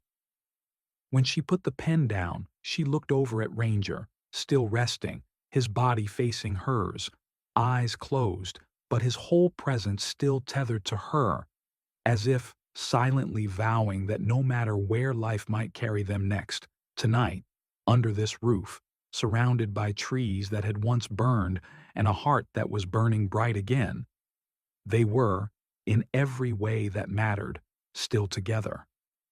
Whole. After a sleepless night, Sarah felt strangely clear-headed as dawn crept over the horizon. A light mist hung across the southern Texas fields like a silk scarf draped by unseen hands, and the sun rose slowly as if hesitant to meet what the day might bring. She had woken earlier than usual, not to prepare for saying goodbye, but simply to be fully present for what might be her last quiet morning with Ranger. He was no longer just a companion. He was the part of her soul she never knew she had managed to keep. She made a pot of tea and set it on the wooden table out on the porch. Her eyes followed Ranger's slow, steady steps as he stretched, yawned softly, and lay down beside her wheelchair, just like always. No summons, no command. The way he showed up, calm, close, respectfully near, was something no person had ever done for her since the day she returned from war without the use of her legs. There was a kind of pain that words could never touch, but somehow Ranger had learned how to hear it, how to be with it, quietly and faithfully, like grass growing back after fire. The white van from Freedom K9 Initiative arrived right on time. No sirens, no roaring engine, just the steady crunch of tires on gravel. The logo on the side was familiar now, the silhouette of a dog with its head held high next to a pair of open hands, symbolizing both offering and receiving. Sarah swallowed hard. Her chest felt hollow in a strange, silent way. She wasn't shaking and she wasn't crying, but her heart beat slower, as if quietly asking, "Am I ready to let go of the best thing that's ever happened to me?" The trainer stepped out. It was Mr. Martin, an older veteran who had spent half a lifetime training dogs for rescue units and therapy centers. He didn't look like someone there to take something away. He looked like a man continuing a journey. He gave Sarah a gentle nod, bent down to greet Ranger, and then opened the back of the van, revealing a spacious area padded with soft bedding, clean water, and toys. "Nothing is forced," he said, his voice calm and low. "We only go if he's ready." Sarah nodded, steadying herself. She took a deep breath, leaned down, and stroked Ranger's back. "Go if you want," she whispered. "You've done enough for me. Maybe now it's time to help someone else." Ranger looked at her. His ears drooped slightly, not in fear, not in sadness, but with a quiet gravity, like he was weighing something much larger than the moment. He stood slowly, not hesitating, but not rushing either. He walked to the van, sniffed around the door, and peered inside, as if inspecting this new space. Mr. Martin extended a deep green leash in one hand, offering it the way you would to any trained dog. Ranger didn't pull away, but he didn't move forward either. Then something happened that none of them expected. Instead of stepping into the van like a dog trained to follow orders, Ranger turned around, slowly, deliberately. He walked back to Sarah. He came right up to her chair and sat down, pressing his head gently against her leg, just like he'd done 100 times before.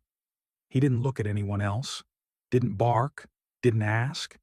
He simply rested there, as if to say, "I've thought it through. I choose to stay." Sarah opened her mouth, but no words came out. Her heart ached, not with grief, but with something deeper, something pure.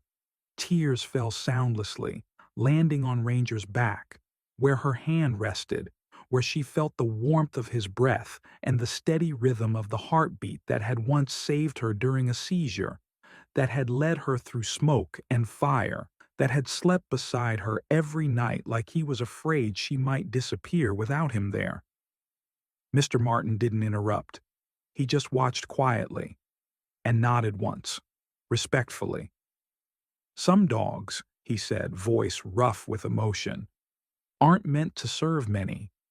They're meant to serve one, the one they choose, and that doesn't make them any less great." Sarah leaned in and whispered into Ranger's ear, "So you're choosing me? Well then, I choose you too." Ranger lifted his head and gave her wrist a gentle lick, as if sealing that promise in a language that doesn't need words to express love. The van pulled away, carrying no one, but no one felt disappointed. Sarah and Ranger remained on the porch long afterward, not talking, not thinking, just being side by side in the warming sunlight, in a garden that still held the scent of old smoke and the promise of green shoots returning after fire. There was no lesson that morning, no training took place, but Sarah knew they had passed the greatest test of all, the one called unconditional love. In that truth, they didn't need to leave to be meaningful. They only needed to stay. Since that morning, when Ranger chose not to step into the White Freedom K9 Initiative van, but instead returned and sat by Sarah's side like a wordless promise, their world seemed to fall silent for a breath and then awaken to a new rhythm entirely. There were no standing ovations, no dramatic headlines, and no one cheering in the front yard. But in the quiet familiarity of their weathered wooden home, which had witnessed so many endings and beginnings, Sarah and Ranger both understood. What they had chosen now no longer belonged to just them.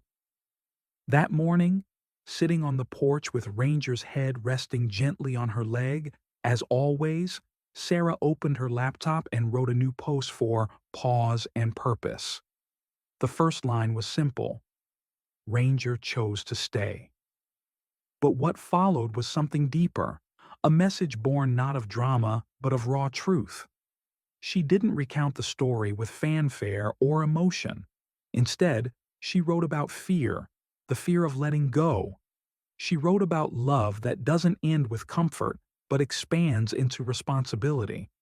And she wrote about what Ranger had taught her, that to live together, to love each other, doesn't mean holding on tightly, but learning to trust, to step back, and to stay for something greater than yourself. Unexpectedly, the post began to ripple outward like a quiet wave. Her inbox, once warm and steady, now burst open like a door to another world, a world where silent hearts finally began to speak. A middle-aged woman from Montana sent a photo of herself hugging a fluffy white dog, blind in one eye, along with the message, "I thought I was too old to start again, but after reading your story, I realized maybe I can still be a safe place for someone."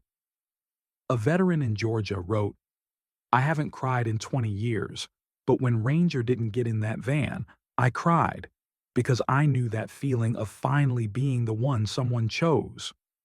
Then came another message. No name, just one line. "It's been 5 months since I left the house. Tomorrow, I'm going to the shelter. Maybe a ranger is waiting for me." Sarah read that line again and again. She imagined the person behind it, someone sitting alone in a dark room, maybe a fellow veteran, maybe a single mother, maybe a grieving teen. Anyone could be that person. And she realized what she and Ranger were doing didn't require training or recognition. They didn't need to be everywhere because they had already arrived in the hearts of strangers just by living an honest, kind life and refusing to give up. From that day on, Sarah's blog stopped being just a story journal. It became a gathering place. People who had lived in silence began sending photos, them with dogs adopted from shelters, hand to paw, fur to skin, eye to eye, a silent language older than words, deeper than wounds. The boy from Oregon's letter fluttered in Sarah's lap as she read it again.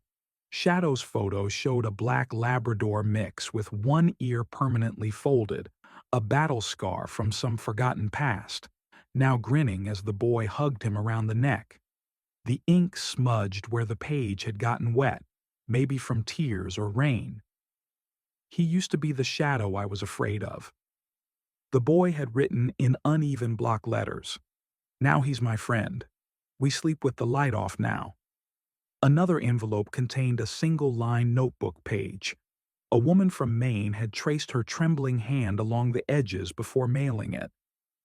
"If you could find the light for Ranger," the pencil marks whispered, "I believe you'll know the right name for mine. He's gray around the muzzle and walks with a limp. The shelter says no one wants him. But when I held his leash yesterday, he leaned against my bad knee like he knew it hurt." Sarah's fingers trembled as she set the letters on the growing pile. The mailbox, once empty for years, now overflowed daily, not with bills or advertisements, but with stories. Stories written in the slanting script of elderly hands, the rushed keystrokes of teenagers, the painstaking block print of children. Each one a testament to the quiet revolution Ranger had unknowingly started.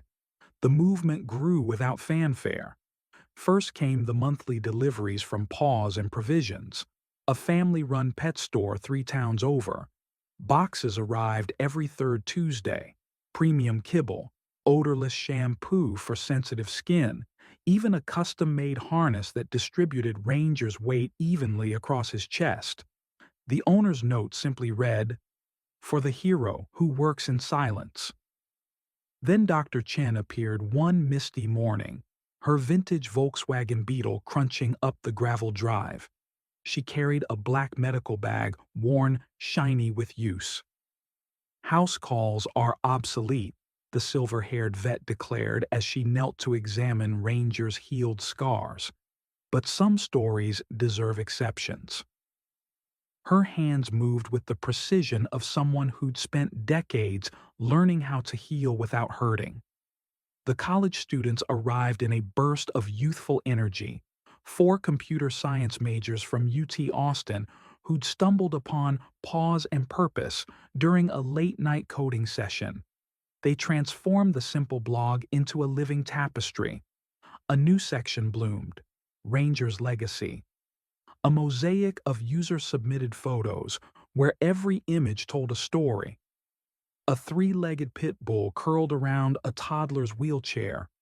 a blind border collie guiding his owner through crowded subway stations, a scarred German shepherd standing guard while his veteran changed IV bags. Sarah traced these images late at night, the glow of the screen painting shadows across her weathered face. The truth crystallized like frost on a window pane. Perfection had never been the point. The world wasn't hungry for flawless heroes or spotless redemption arcs. It ached for honesty, for the courage to say, I fell apart, and the harder truth, I put myself back together differently. One crisp autumn afternoon, Sarah sat at the kitchen table sorting mail. The scent of Nora's apple pie curled through the air, cinnamon and caramelized sugar weaving with the piney tang of Ranger's shampoo. A photograph slipped from an envelope.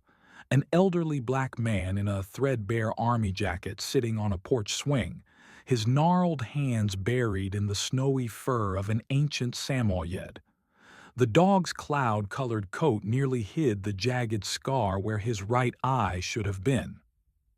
Mr. Johnson and Ghost, the caption read. Together, 14 years. He says Ghost learned to navigate stairs blind before he did. Ranger's cold nose pressed against Sarah's wrist then, his whole body leaning into her as if sensing the weight in her chest. She let her fingers sink into the dense fur behind his ears, no longer patchy and thin, but lush as a wolf's winter coat. Looks like we're helping more people than you think, she whispered, her voice cracking like dry kindling. Ranger didn't perform, didn't wag his tail for applause or nudge her hand for treats. He simply exhaled through his nose, one long warm breath against her skin, and rested his chin on her knee. The message was clear as morning light. This was enough. He was enough. They were enough. Life unspooled in its new rhythm. Mornings began with Liam's sneakers thundering up the porch steps, his backpack stuffed with letters from classmates who wanted Ranger's autograph.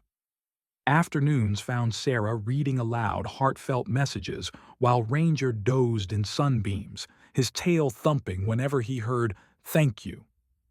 Evenings brought quiet, just the creak of the rocking chair, the whisper of pen on paper, and Ranger's steady breathing as he guarded her dreams. It wasn't fireworks or fame. It was better. It was real. Hope took shape in unexpected ways, not as a blazing torch, but as the gentle glow of a nightlight in a veteran's bedroom where a rescue dog now slept, not as a symphony, but as the off-key humming of a teenage girl brushing her adopted mutt's teeth for the first time. Not as a monument, but as the indentation left on a pillow where a once-abandoned animal finally learned to rest. The letters kept coming. A woman who'd survived a stroke sending a Polaroid of her service dog opening the refrigerator. A homeless veteran mailing a wrinkled selfie with the pit mix who stood between me and the ledge, literally. A 7-year-old's crayon drawing of her deaf Great Dane wearing a Ranger's friend bandana. And then, the message that changed everything. It's been 5 months since I left the house. Tomorrow I'm going to the shelter. Maybe a ranger is waiting for me. Sarah stared at those words until they blurred. The paper bore no name, no return address, just the faint smell of cigarette smoke and the imprint of a wedding ring that had pressed too hard on the page. That night, as Ranger snored softly at the foot of her bed, Sarah's gaze drifted to the charred land behind the house. Moonlight silvered the fire-scarred earth where blackened tree skeletons still stood sentinel. But between their jagged shadows, new growth emerged, tender green shoots pushing through ash. The vision came whole, not as a dream, but as memory, as if she'd always known this was coming. Second Chance's Ranch. Pinewood cabins with ramps instead of steps, sun-dappled training yards where dogs learned to open doors, retrieve medicine, sense panic attacks before they struck. a communal kitchen where veterans could share coffee and stories while their service dogs dozed at their feet, and above the main gate, carved from salvaged barn wood, where forgotten hearts find reason to beat again. The pieces clicked into place. Ranger's training, her military experience, the network of supporters who'd emerged from the shadows. This wasn't just inspiration, it was duty, the kind she'd thought lost forever when the IED took her legs. The next morning, Nora found Sarah at the kitchen table, blueprints spread between mugs of cooling coffee. The older woman's knotted hands, still strong from decades of kneading dough, traced the drawings before coming to rest over Sarah's. "You're not just building a place for dogs," Nora murmured, her voice thick with something deeper than pride. "You're building a home for all the broken pieces we pretend don't exist." Outside, Ranger barked once, sharp and clear, as Liam's laughter rang across the yard. The sound wrapped around Sarah's heart like a promise. The best was yet to come. "You're building a place for people like us," Nora continued, her voice roughened by years of smoke and unshed tears. "People who thought we had nothing left to give." Her arthritic fingers tightened around Sarah's. "You're giving us back the one thing war and time stole, the chance to be needed." Liam was the next to hear the vision. One golden afternoon, as cicadas buzzed in the live oaks, Sarah described her dream, a place where abandoned dogs could be cared for and loved, and where people like her, like countless lost veterans, could work and reconnect with life. The boy sat silently for a long moment, his bare feet swinging inches above the porch boards. Then, without a word, he sprinted home and returned clutching a spiral notebook, its cover smudged with dirt and something that looked suspiciously like peanut butter. Flipping to the first page, he revealed a crayon masterpiece, a sprawling ranch with smiling stick figure people and lopsided dogs. A massive wooden gate adorned with a crooked star, and front and center, a brown splotch with pointy ears labeled Ranger Best Greeter. "I already thought of a name," Liam announced, his front tooth missing where his grin split wide. "Second Chance's ranch needs a big wooden gate, and Ranger should be the one to sniff everyone hello." Sarah laughed, a sound that startled even her, until she felt hot tears catch in her throat. He'd understood something she hadn't even spoken aloud, that this place wasn't just about saving animals. It was about letting broken creatures save each other. Word spread like bluebonnets after spring rain. Veterans who had lived in quiet anonymity, men Sarah only recognized from passing glances at the pharmacy or the feed store, began appearing at the charred clearing behind her house. Not with fanfare, not with speeches, but with calloused hands and whatever they could carry. An old claw hammer with its handle wrapped in electrical tape, a rusted handsaw that still sang through pine boards, warped plywood sheets salvaged from a barn demolition, or simply a thermos of bitter coffee and their silent presence. Ellis, the silver-haired vet who'd first visited after reading the blog, was the one to drive the inaugural nail into the foundation. His hands shook with early-stage Parkinson's, but when the hammer struck true, something in his posture straightened, as if his spine remembered military bearing. "Been 20 years since I used these hands for building," he admitted, blinking too fast. "But I think this is the first place I've wanted to." Then came Mateo, a young Marine with a traumatic brain injury that made words sometimes twist sideways in his mouth. He arrived in a beat-up Ford F-150, its bed overflowing with donated gravel. The Texas sun blazed mercilessly, baking the red dirt into clay, but he worked without complaint, spreading stone with methodical precision. When Sarah offered him water, he just tapped his temple and said, "Hard to think, easy to shovel." Some days, Sarah simply sat in the shade of the half-built barn, watching them. Men and women once battered by life, now digging, sawing, building, not because some bureaucrat ordered them to, but because something in this scorched earth whispered, "I know you're tired, but you can begin again." And Ranger was always there, not as a mascot, not as a symbol, but as a presence, as vital as the foundation itself. He didn't bark when strangers arrived, didn't demand attention. He simply approached, slow, deliberate, touched his nose to their shaking hands, sat beside them for exactly as long as they needed, then laid down in the dirt nearby, as if his silence said, "Welcome. Thank you. You made it." The day the first rescue arrived, a brindle puppy so starved its ribs cast shadows, everyone scrambled to prepare. Ellis sterilized medical supplies. Mateo double-checked the whelping pen's latches. Sarah fumbled with the emergency feeding formula. But Ranger went first. He lay beside the shivering creature, his bulk forming a living wall between the pup and the overwhelming world.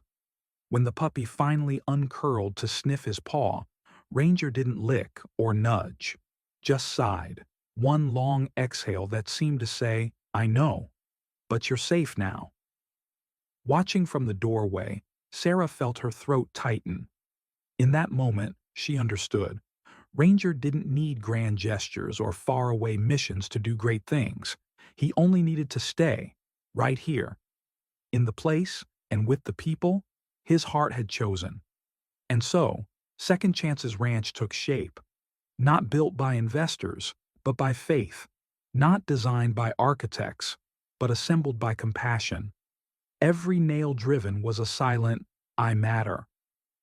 Every stroke of paint, a whispered, "You're not alone." Months passed, red Texas dirt caked onto wheelchair tires and work boots alike. Dreams pushed forward, inch by stubborn inch, through sweat, through laughter, through the kind of patience that only comes when you've survived your own destruction. Until one amber evening, as fireflies blinked awake in the cedar breaks, Second Chance's ranch finally breathed, no longer just a patch of land, but a heartbeat in the quiet countryside, a place where trust was replanted by hands that once believed they had nothing left to give. Sarah sat in her wheelchair in the newly graveled courtyard, watching. Sarah looked out over the transformed land, and for the first time since the war, since the loss, since countless sleepless nights staring at the ceiling as if it might collapse under the weight of her memories, she felt it. She was exactly where she was meant to be. Among people who needed each other without shame, among beings once forgotten, now glowing with the raw, unbreakable power of survival. The ground that had once been scorched and silent now hummed with life. White-painted wooden kennels stood in neat rows, each with a small window that caught the morning light in golden trapezoids on the floor. Outside, every door hung a wooden sign where names were written in chalk, sometimes practical, hope, rusty, maple, sometimes poetic. Waiting to be named, always chosen with care. At the far end of the yard, a soft grass trail wound between cedar posts, its edges lined with smooth river stones. It curved gently, like a slow exhale, a path meant for humans and dogs to walk together in silence or half-finished stories. Sarah had named it the Gentle Path because she believed everyone who walked it would eventually learn how to move forward without dragging the weight of what couldn't be changed. In the left corner of the land stood the heart of it all, a large cedar log cabin built as a shared gathering space. Inside, long benches of reclaimed barn wood gleamed under pendant lights. A cast-iron stove in the small kitchen always held a pot of coffee or peppermint tea. One wall held a shelf of well-loved books, dog-eared paperbacks with underlined passages, military memoirs with notes scribbled in margins. Opposite them, a wall of beginnings displayed photographs. A veteran kneeling to hug a three-legged German shepherd. A teenager laughing as a pit bull mix licked her wheelchair's footrest. Ranger, asleep in a sunbeam with Liam's arm thrown over his back. Above it all, a hand-carved sign read, "Here we don't ask where you came from. We ask how you want to begin again." And through it all, through the hammering and the planting and the quiet tears shed over shared meals, Ranger remained Ranger, unchanged in spirit, but now stepping into a role no one had assigned yet everyone recognized: Ambassador Dog. He was always the first to meet a new arrival, never in a rush, never overwhelming. A stray dumped at the gate in the dead of night would wake to find him lying nearby, his nose brushing against their dust-coated fur, his body radiating a quiet message. "I was like you once. No one here will leave you behind again." For the veterans, men and women who hesitated at the gate, their boots scuffing the dirt as if unsure they deserved to cross, Ranger had a different approach. He'd trot out, stop just close enough to be reached but not touched, and sit with that familiar head tilt. No judgment, no pity, just a silent promise. "I'm waiting. Come on." It became a sacred ritual.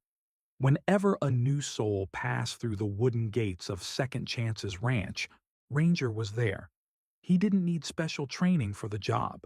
His life was the training.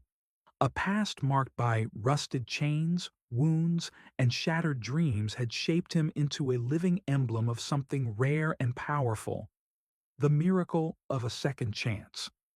Sarah often watched him from the porch, lying at the center of the courtyard like a compass needle pointing true north. Around him swirled joyful chaos: dogs learning to sleep on soft beds for the first time, a veteran gently closing his eyes in a rocking chair as calloused hands finally unclenched, a child's laughter as a formerly aggressive mastiff licked peanut butter off their fingers. And in those moments, she'd think one simple truth: if he can come back to life after everything he's been through, then so can any of us. Since the day Second Chance's ranch opened its gates. The steady heartbeat of Second Chances. When Second Chance's ranch officially opened its gates, Ranger had settled into his role as the quiet soul of the place. He wasn't a mascot paraded for photos, nor a flashy symbol plastered on brochures. He was something far more essential: the steady heartbeat that kept the ranch warm, honest, and alive beneath the Texas sun. Time had softened his edges. The years spent healing beside Sarah, the sleepless nights, the times he'd leapt through smoke and storms, had all left their mark. His once powerful stride had slowed to a deliberate amble. The proud arch of his back now carried a gentle curve. His ears, which used to snap to attention at the slightest sound, now lifted more slowly, as if considering whether each noise was worth the effort. Yet in this gradual softening, Ranger had become something no one expected: a teacher without lessons, a healer without prescriptions, a guide who led simply by being. Each morning, he would take his place beside the main cabin door, facing the path from the wooden gate to the central courtyard. His positioning was never accidental: close enough to observe arrivals, far enough to give space. When someone new came through those gates, whether it was a trembling rescue dog in a wire crate or a veteran with hollow eyes clutching a leash like it was the last anchor to reality, Ranger followed the same ritual. 1. A slow stretch of his aging limbs. 2. A gentle shake from nose to tail. 3. A measured approach, stopping precisely at what Sarah called the comfort radius, near enough to be seen, far enough not to overwhelm with the dogs, many fresh from shelters, their ribs visible beneath scarred fur. Ranger practiced infinite patience.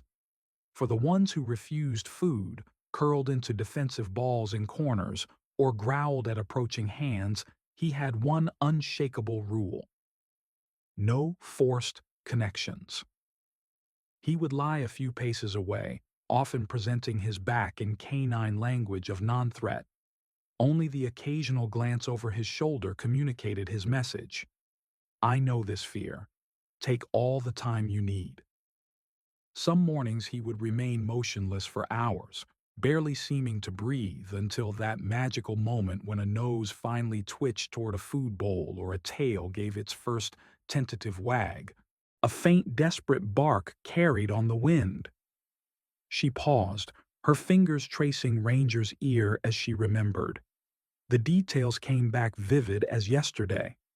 The rusted chain cutting into his neck, the way his blood had dried in dark streaks across his golden fur, the look in his eyes, not just fear, but something worse, the absolute certainty that no one was coming.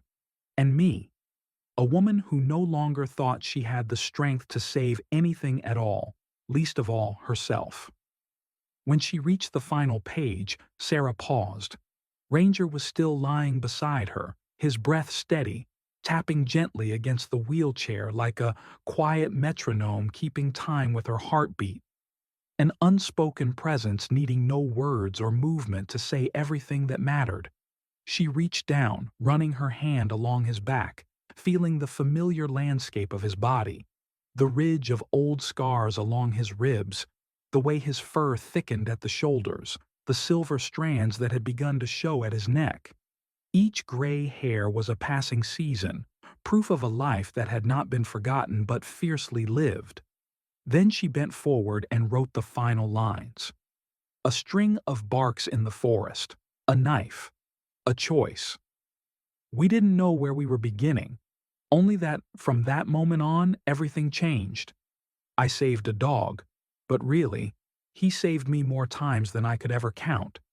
If anyone asks whether miracles exist, I will tell them this story about a soldier who could no longer walk forward and a dog who had once been left behind, who learned together how to live again through trust and silence. When she set the pen down, Sarah didn't cry. There were no more tears for sadness, only a small smile, soft and at peace, like sunlight on still water. She closed the notebook, the leather warm from her hands, and placed it carefully on her lap.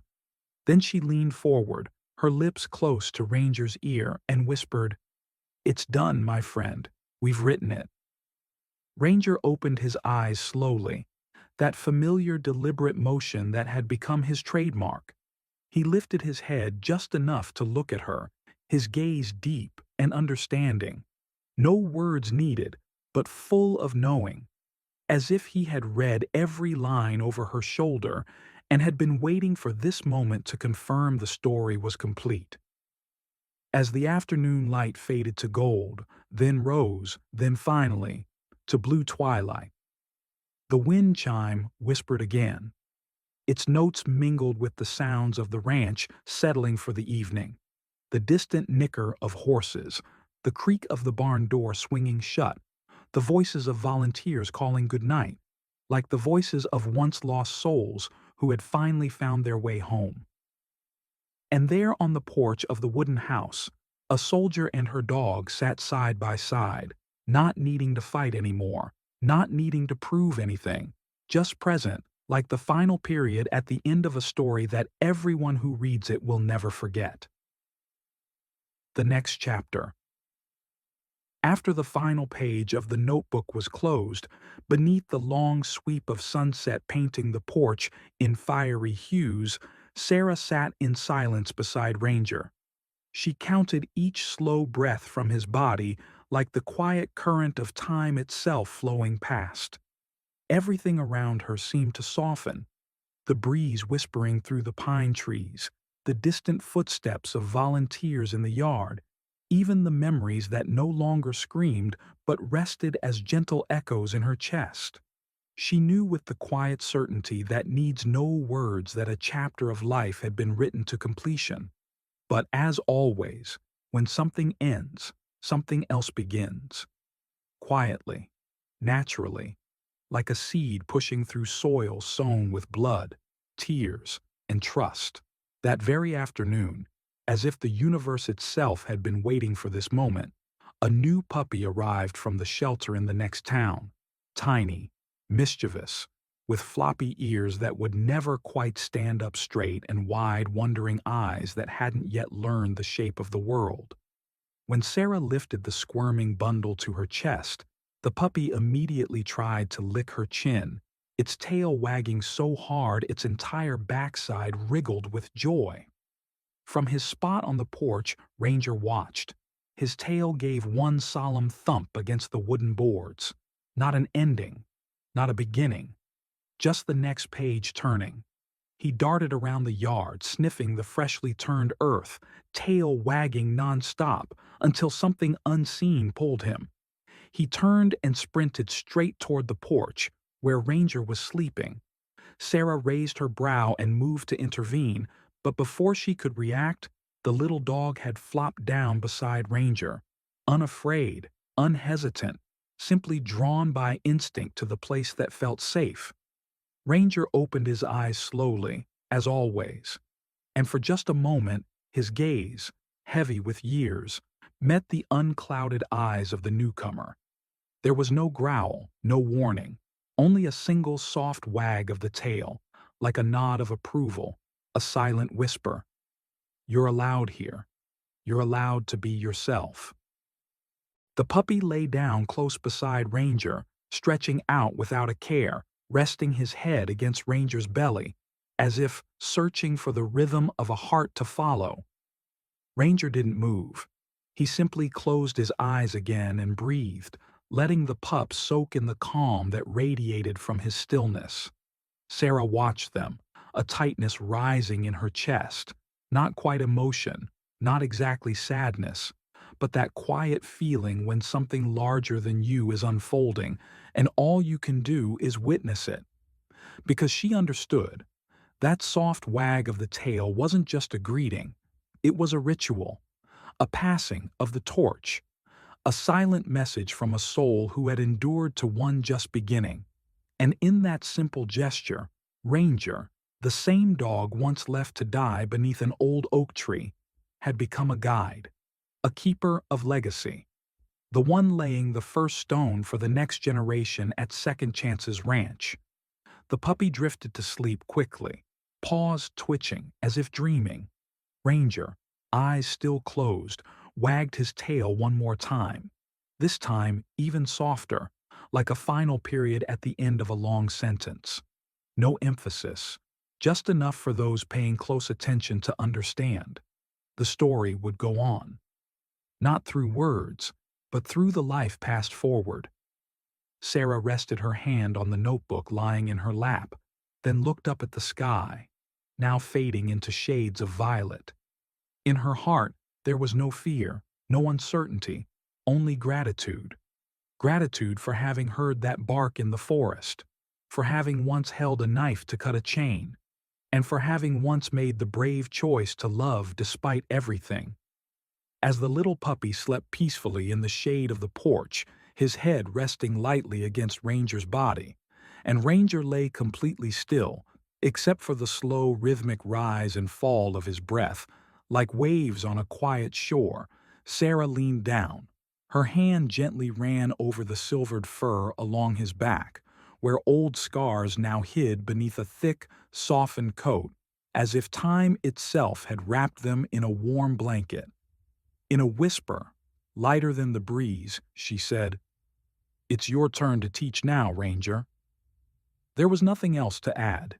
In the half-closed eyes of the old dog, there was a depth of stillness, the kind that comes after the storm, when one no longer needs to prove anything, because their presence alone is enough.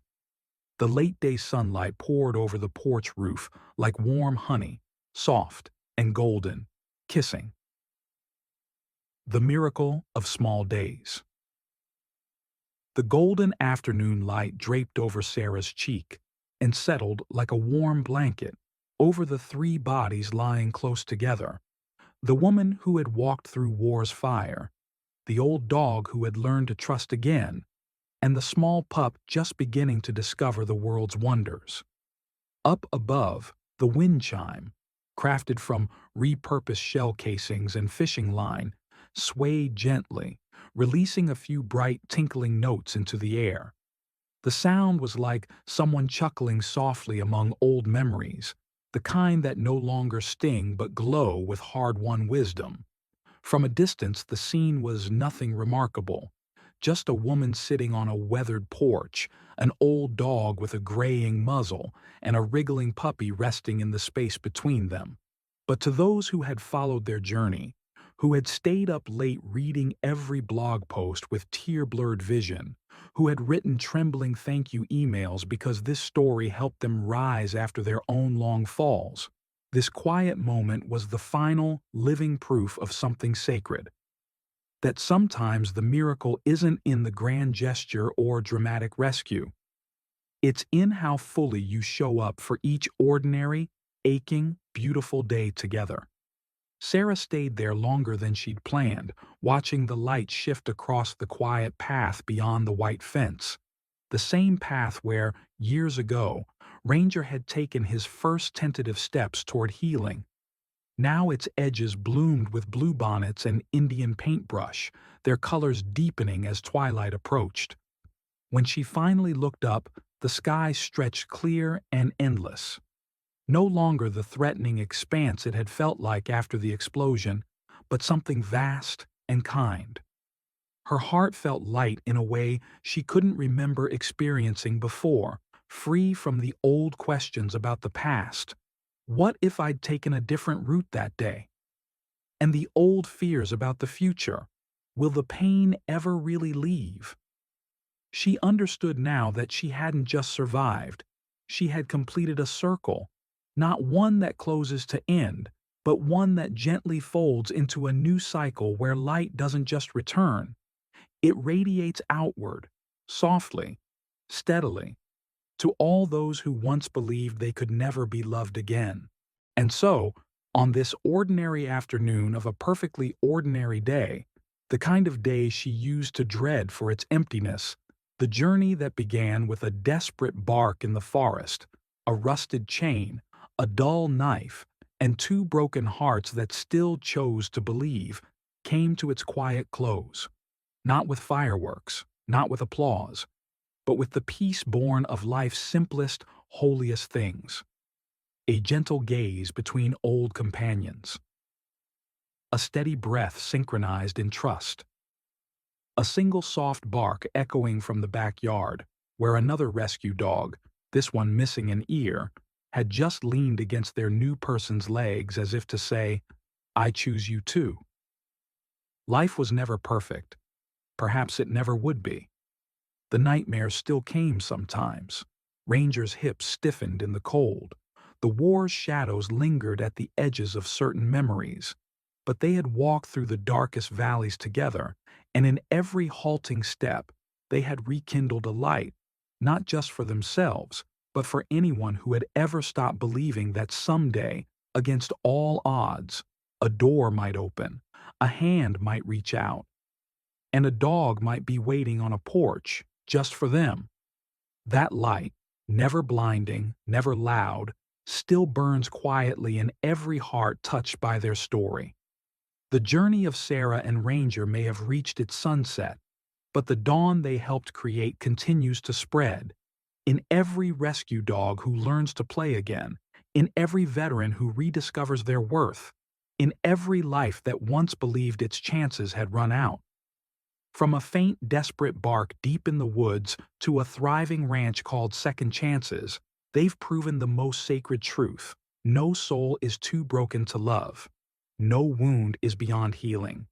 If met with trust, with patience, with the courage to believe in small beginnings. Epilogue. Your story. And what about you? Have you ever met your ranger, human or animal, who changed you simply by being there when the world felt too heavy? Someone who saw your scars not as flaws but as proof of your strength? Share your story in the comments below. If this journey has touched your heart, don't forget to hit Like. For every silent warrior still finding their voice. Share. With someone who needs this light today, checkmark. Subscribe to stay close to stories that remind us how hope begins, because somewhere right now, another chain is breaking, another hand is reaching, another miracle is beginning. One small, brave step at a time. Sarah's hand resting on Ranger's head, the puppy asleep against them both, the wind chimes singing as the sun sets over Second Chance's ranch.